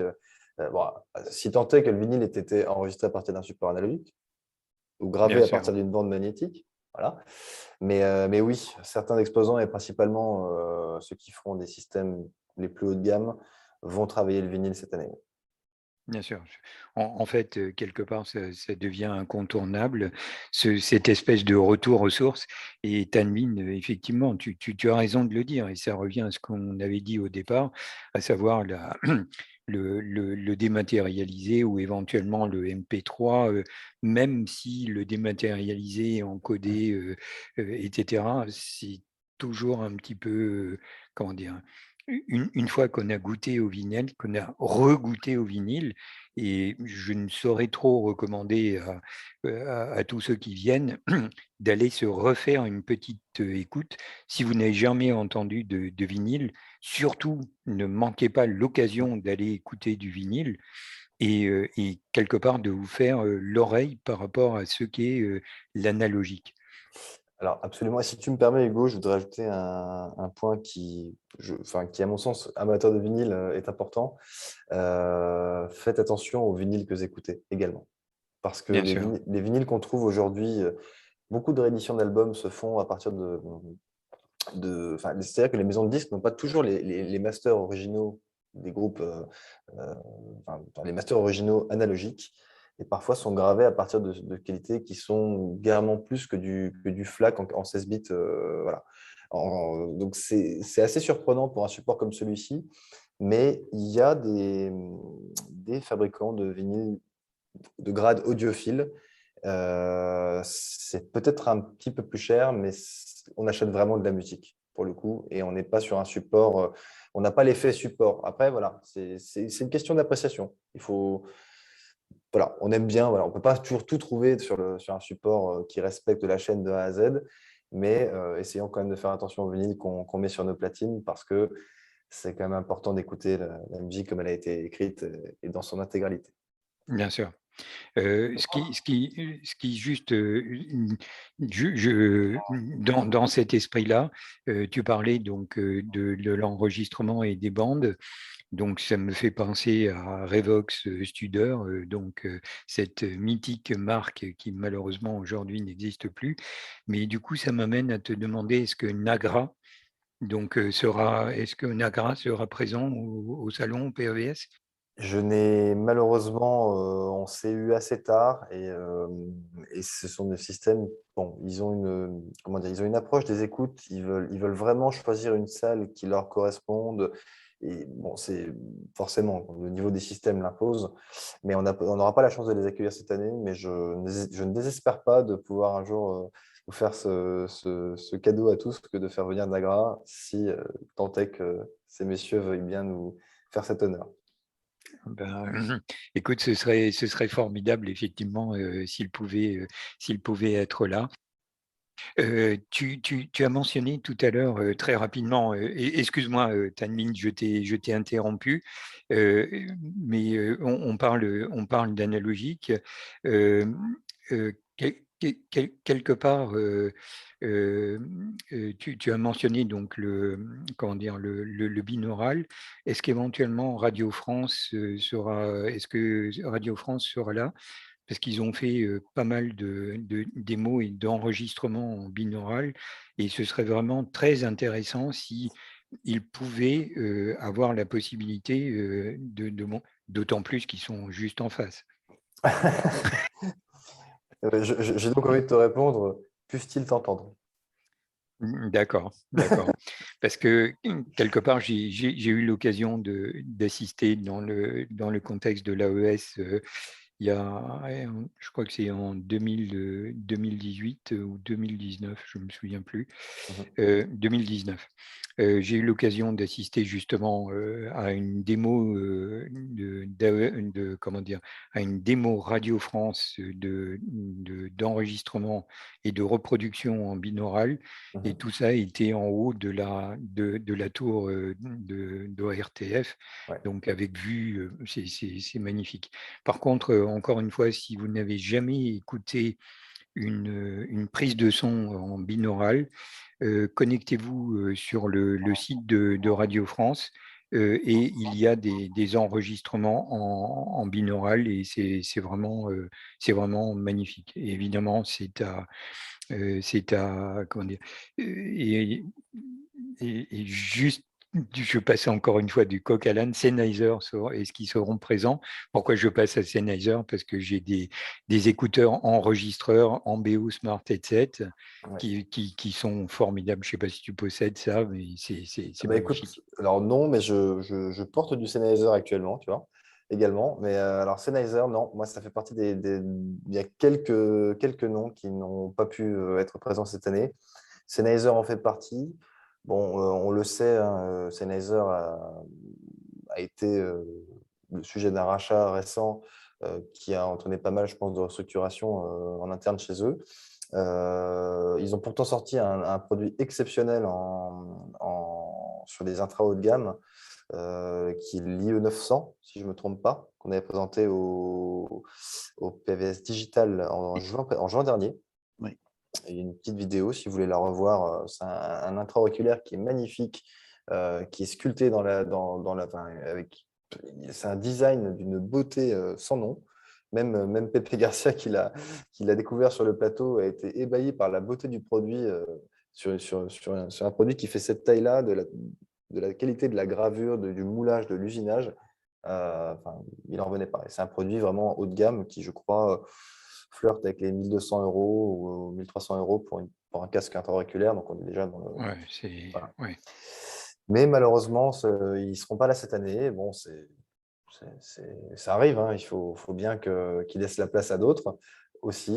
Donc, Juste 30 secondes, François, parce qu'il Oui. y a Tanbin qui a fait un petit… tu dois y aller, Tanbin, c'est ça? Oui, voilà, oui.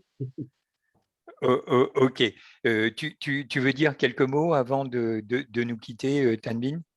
Non, je trouve que c'était bien d'avoir une présentation, comment dire, à la fois détaillée et un peu secrète, parce que François a la gentillesse de nous garder des belles surprises. Donc c'est bien. Et puis, ça nous fait un petit truc à trouver une fois qu'on sera au salon. Bien sûr. Est-ce que tu pourras venir le vendredi, Tanbin, ou pas? Oui, si tu veux, je peux venir le vendredi. Oui, à partir de 16h, je pourrais venir. Ok. Je te passerai un petit coup de fil du coup. Donc, et surtout, merci à toi d'avoir pu être des nôtres ce soir, Tanbin. Ok, merci beaucoup. Bonne soirée à tout le monde. Au revoir, merci, bonne Merci, soirée. à merci. bientôt. Salut, Merci. Tanbin. Au salon. Salon, ouais. Voilà. Excuse-nous, François. Donc, Ouais. on parlait de Sennheiser là tout à l'heure. C'est vrai que c'est un acteur vraiment incontournable dans le contexte de la reproduction. Personnellement, je possède des casques, enfin un casque pour moi et un casque pour mon épouse dans le contexte du Smith Realizer A16. Donc des HD 800S. Et c'est vrai que les Sennheiser HD 800S, c'est fabuleux. C'est Ah, vraiment c'est fabuleux. extraordinaire. Alors, moi, j'ai eu la chance, comme tu l'as peut-être eu aussi, d'écouter le Oui, Nec Plus Ultra chez eux. ouais, Le HE1 qui ne serait-ce, je pense que c'est un des plus beaux produits que j'ai vu de ma vie, c'est vrai. clairement. Ah bah oui, c'est l'ampli sculpté dans un bloc de marbre de Carrare. Enfin, c'est Avec les tubes qui sortent les tubes là. qui sortent, les boutons qui sortent, Oui, la mallette du casque qui s'ouvre. Ça ne sert à rien. Entendons-nous, bien ça ne sert sûr, à bien rien du tout. sûr. Mais c'est tellement beau que il fallait au moins ça pour accompagner un produit qui était né d'une telle conception. Et c'est un produit fabuleux à écouter. Ouais, ouais. Bref, Sennheiser, si vous nous entendez, s'il vous plaît, PAVS 2022, s'il vous plaît, soyez avec nous. Mais on va accueillir des nouvelles marques de casques qui sont pour l'instant méconnues, qui, je pense, vont faire très grand bruit. Ah oui? Oui, c'est des marques, alors je ne pourrais pas te dire de leur provenance exacte, parce que je les ai découvertes très récemment. C'est quelqu'un que vous connaissiez bien pour la marque Meze qui va présenter Bien ça sûr. cette fois. Bien sûr. Voilà, qui a décidé de se lancer seul dans l'aventure. Oui, Renault et sa nouvelle structure. Oui, tout à fait. C'est Ouais, Renault. ça va me faire plaisir de revoir Renault. Ouais, je crois qu'à tout le monde, parce que tout le monde l'adore. Ouais, Et, il est super. ouais, tout à fait. Et il va donc présenter les casques Sifga et les casques Sandy, qui déjà, de par leur visuel, on vous donne envie d'écouter un petit peu comme Meze l'a fait à l'époque. Ouais, j'ai regardé, ça en jette pas mal. Ouais. Ouais. C'est des beaux produits et techniquement, en tout cas sur le papier, ça a l'air d'être du tout bon. Donc, Ça a l'air du tout ouais, bon et ouais. j'ai une entière confiance en Renault pour le choix d'un casque audio. Oui, Bien sûr. bon, oui, c'est clair. Ce qui m'amène à te poser la question, est-ce qu'il y aura un espace dédié type Sound Days Tout à fait. D'accord, Tout d'accord. à fait. Il y aura un espace alors, voilà, qui sera au NuCap aussi. Il sera au New Cap cette Ouais, année? il sera au NuCap cette année, comme en 2019. Exact, La même tu as salle? raison, bien sûr, La bien même sûr. salle. Ok. D'accord, d'accord. Donc, Ça, tout à très fait. concrètement, c'est encore une fois, on le rappelle, donc François, si tu veux le rappeler, le PAVS, c'est sur 2 2 endroits jours. différents, voilà, sur 2 jours, 2 Voilà, endroits différents. tout à fait. Et quelque part, donc les personnes d'habitude voient le contexte du Novotel, mais surtout, n'hésitez pas à faire quelques pas donc sur l'avenue et aller au New Cap Center. Tout à fait. Et si jamais vous hésitez à faire quelque part, il y a des petits vélos qui vous permettront de ne pas les faire et de vous y emmener directement. Ah Des oui, petits vélos taxis. tu as mis des Il y a petits les vélos tuk-tuk. Ouais, des petits tuk-tuk, des Il y a petits les vélos taxis. tuk-tuk. Mais déjà en 2018 et Ouais, 2019, d'ailleurs, si vous regardez la ouais, il y avait vidéo les tuk-tuk, ouais. qu'on avait faite en 2019, vous les voyez au début de la vidéo. Ouais, mais c'est tellement proche, on peut marcher, hein. Ouais, mais c'est marrant parce que c'est Oui, des c'est petits clair. vélos qui vont faire. Enfin, ils vont chacun avoir Ils leur font ça, ambiance, ouais. une ambiance jazz, une ambiance rock avec de la Ah musique ouais? dedans. Ouais, ouais, c'est très sympa. C'est très Ah, ça, sympa. ça va être cool, ça. Ouais, ça, Ça ça fait va être partie de C'est cool. l'expérience. Ça fait une c'est toi surprise. qui as mis ça en place? Ouais, bah, c'est pas moi uniquement. En travaillant avec l'équipe, on s'est dit, tiens, bah, déjà, en fait, on a réfléchi à une chose qu'on ne pouvait pas éviter, c'est que on n'a pas satisfait tout le monde en faisant 2 sites d'exposition parce que les gens préféraient qu'il n'y en ait qu'un. Ah, Mais après, ils vous bah, disent, mais elle n'est pas là, cette marque? Et lui, il n'est pas là non plus? Ben non, on n'a pas la place. Donc, non, c'est clair. donc voilà Moi, pourquoi on a fait 2 sites d'exposition. Et ouais. encore, on ne pourrait pas accueillir tous les. Alors, Enfin, il nous faudrait une ville entière pour accueillir tous les exposants et tous les acteurs de l'AIFI au monde. Mais voilà, c'est en tout cas, on a essayé de quelque part de rendre de garder cette expérience et d'en faire quelque chose de sympa et que les gens ne voient pas la séparation des sites comme une contrainte. Donc, on a réfléchi à ah non. l'animation pour les lier. Mais tu Bien vois, sûr. François, moi, la première année, quand ça avait été expérimenté, j'avais mes inquiétudes. Ouais. Mais alors, c'était de prime abord, hein, parce que je n'avais pas été encore sur place. Mais une fois au salon et à passer sur les 2 sites qui sont en fait extrêmement proches, Ouais. et la valeur ajoutée que ça a apporté en termes d'exposants, en termes de grandes salles pour faire des grosses démos home cinéma. Je dis, mais c'est l'idée, l'idée, elle était géniale, quoi. Et il fallait le faire, Merci. et c'était super, franchement. Et Merci. l'année suivante, j'étais tout content de me rendre compte que il y avait encore le 2e site pour me dire, voilà, on va aller voir plein de choses, plus que avant l'ancienne formule. Là, c'est la Et 3e année qu'on le fait. Ouais. 3e année, ouais, ça sera la 3e 3e. année. Et zut, j'allais te dire quelque chose que j'ai oublié. Pour rebondir sur ce que. En fait, permets-moi juste de rajouter et de rebondir par rapport à ce que disait Jeff, c'est que quelque part, pour moi, je trouve que ça ajoute quelque chose qui, pour moi, est vraiment important, c'est ce palier de décompression qui te Oui, permet d'alterner les, c'est-à-dire de ne pas être concentré sur les écoutes à n'en plus Oui, finir, même de reposer un petit peu les oreilles, ouais, voire tout à les fait. yeux. et voir les yeux, oui. Ouais, Exactement. tout à fait. Quelque part, si tu veux, précédemment, on allait au café ou machin, etc. Ouais, Là, en l'occurrence, on sort. Déjà, c'est bien parce qu'on ouais. on respire, même si à Paris, l'air, bon, il est ce qu'il est. Oui. Ouais, mais c'est en bordure de Seine, alors c'est un peu Ouais, mieux, voilà, c'est puis c'est sympa, hein. enfin, moi qui habite à la campagne, donc bon bref, Oui, quelque part ça permet effectivement de créer justement et effectivement paradoxalement ce qui pourrait sembler être une contrainte, Mm. finalement déjà, ça répond à la problématique de la surface. Tout à l'heure, François, tu évoquais 4 500 m², c'est vraiment, c'est grand, hein. c'est très, très grand et donc à moins d'envahir le Novotel et je ne pense pas que toutes les salles s'y prêteraient. Non, ça c'est sûr. Du coup, ça permet d'aérer les choses et de créer ce palier de décompression. Voilà. Je suis d'accord Tu avec tu toi ça permet, bon, déjà on parlait de se reposer les yeux, mais je pense que c'est une approche qui est vraie, puisque le site est borgne. C'est-à-dire que la plupart des Mm. salles de démonstration sont des salles modulaires, donc c'est de la conférence et les gens passent d'une salle à l'autre mais ne voient pas vraiment la lumière du jour, comme dans Ouais, pas tout mal à fait. de structures parisiennes ou de centres de conférences. Et aussi, il y a un truc qui est très important, c'est que le fait d'avoir mis 2 sites a permis de décharger légèrement la fréquentation du premier pour avoir des écoutes qui mettent moins longtemps à se faire, enfin du moins d'avoir moins de monde en file d'attente devant les Concentré. salles de démonstration, de Mhm. pouvoir faire plus de démos pour les visiteurs et de choisir un petit peu, d'organiser leur Ah oui, journée. tout à fait. Ouais. Ouais, ça, avec plus de visiteurs, ça rend le salon beaucoup plus vivable. Ouais, ça, c'est Ouais. vrai que c'était super appréciable. Parce qu'on ne se rend pas compte, mais par exemple, enfin, depuis 2017, avec un seul site, et en 2018, enfin, et en 2019, donc, pardon, on a fait 50% de visiteurs en plus. Ouais. Donc, 50% de visiteurs en 50%. plus. Ah Ouais. ouais, c'est. Au jour d'aujourd'hui, François,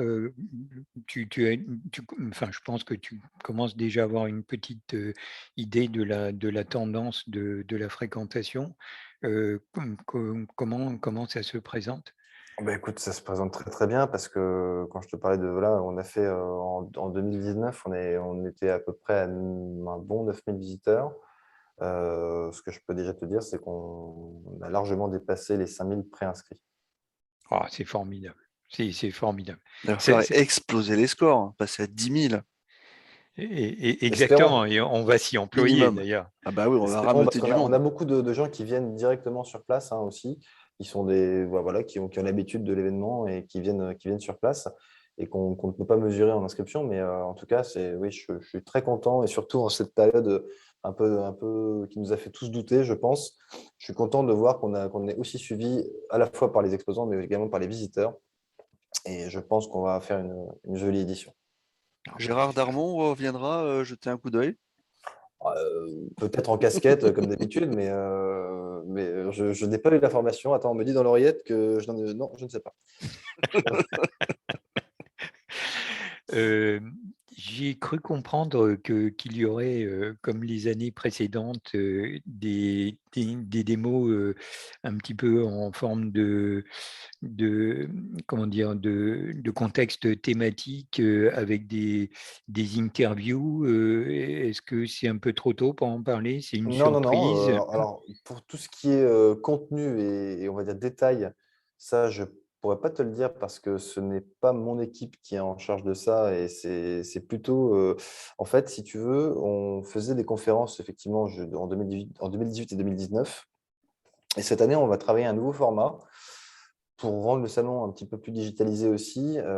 Et si vous la connaissez, c'est l'émission Inside de sonvideo.com qui va intégrer le salon sur un format déporté Mhm. et toujours animé par Pepe Garcia et ses chroniqueurs. Donc, il y a Mister D qui fait les chroniques cinéma, il va y avoir Charlotte Saint-Ouen de Cobus qui fera les chroniques musique. Et oui, il va y avoir de très très jolis plateaux et on encourage, c'est une vraie émission qu'on va tourner en live sur le salon avec de très beaux invités. Je vous parle d'Olivier Cachin, je parle de personnes comme lui, de gens qui connaissent beaucoup de choses et qui sont extrêmement intéressantes. Et puis, bien sûr, certaines marques qui viendront vous parler de leurs nouveautés, de leurs enjeux à venir, voilà, de pas mal de sujets thématiques. Je ne vous en dis pas plus, mais c'est pendant 2 jours, c'est samedi et le dimanche de 14 à 17 heures. Ça se passera au New Cap, au niveau -1. Eh bien, si on devait être invité dans ce contexte-là, je pense que Olivier est un excellent candidat pour répondre à cet éventuel besoin. Encore une fois, François, voilà, ça fait quasiment presque 2 heures que l'on parle. On est Je dans me la suis, norme, Hugo, hein. En Oui, oui, général, c'est oui, 2 heures plus, c'est normal. je ne m'en oui. suis absolument pas rendu compte et c'était un plaisir d'échanger avec vous et de parler un Ah, peu parce mais que c'est une approche que je n'ai pas forcément l'habitude d'avoir. Voilà, vous avez la chance d'avoir une communauté qui maîtrise énormément son sujet. Vous êtes vraiment une communauté de passionnés et vos impressions et votre retour pour nous, sont vraiment une richesse. Ça nous permet de nous améliorer et d'essayer de vous proposer des choses différentes d'année en année. Donc, merci beaucoup pour Ah, cette mais petite entrevue. François, l'honneur, il est pour nous. L'honneur, il est pour nous. Parce que que tu nous fasses l'honneur et le plaisir, parce qu'effectivement, le plaisir, évidemment, est partagé, mais que tu nous fasses l'honneur de prendre sur ton temps et pour venir échanger avec nous sur un événement comme le PAVS, je trouve ça formidable. Et encore une fois, je te remercie vraiment beaucoup, beaucoup, beaucoup. C'est un plaisir, Hugo. Allez, on va se faire un petit, avant de clore ce podcast, on va se faire le traditionnel tour de table de la fin. Olivier? Rien de plus à ajouter, un grand merci à François. Merci Olivier, je t'en prie. Jeff? Également, un grand merci à François et puis rendez-vous à Paris. Hein. Ah, c'est Enfin. On y est Enfin. presque. Oui, je compte les jours. Tu peux Manu? en rajouter un ou deux là? Merci beaucoup, il y a dans quelques jours, pareil. Eh bien, écoutez, messieurs, voilà, on va clore ce podcast. Encore une fois, merci beaucoup, François Prieur, de nous avoir accordé de ton temps. C'est comme toujours un plaisir d'échanger entre passionnés. Et du coup, donc, je vous invite à venir nous rejoindre au PAVS et de venir papoter de notre passion commune, de la belle image et du beau son. Voilà. Donc sur ce, bonsoir et à bientôt. Si tu me permets de rappeler juste les dates, Merci. Hugo, bien sûr. Bien sûr, Ce sera donc les 23 et 24 octobre prochains, samedi et dimanche. Et vous aurez toutes les infos sur le site pareilaudio-vidéo-show.com.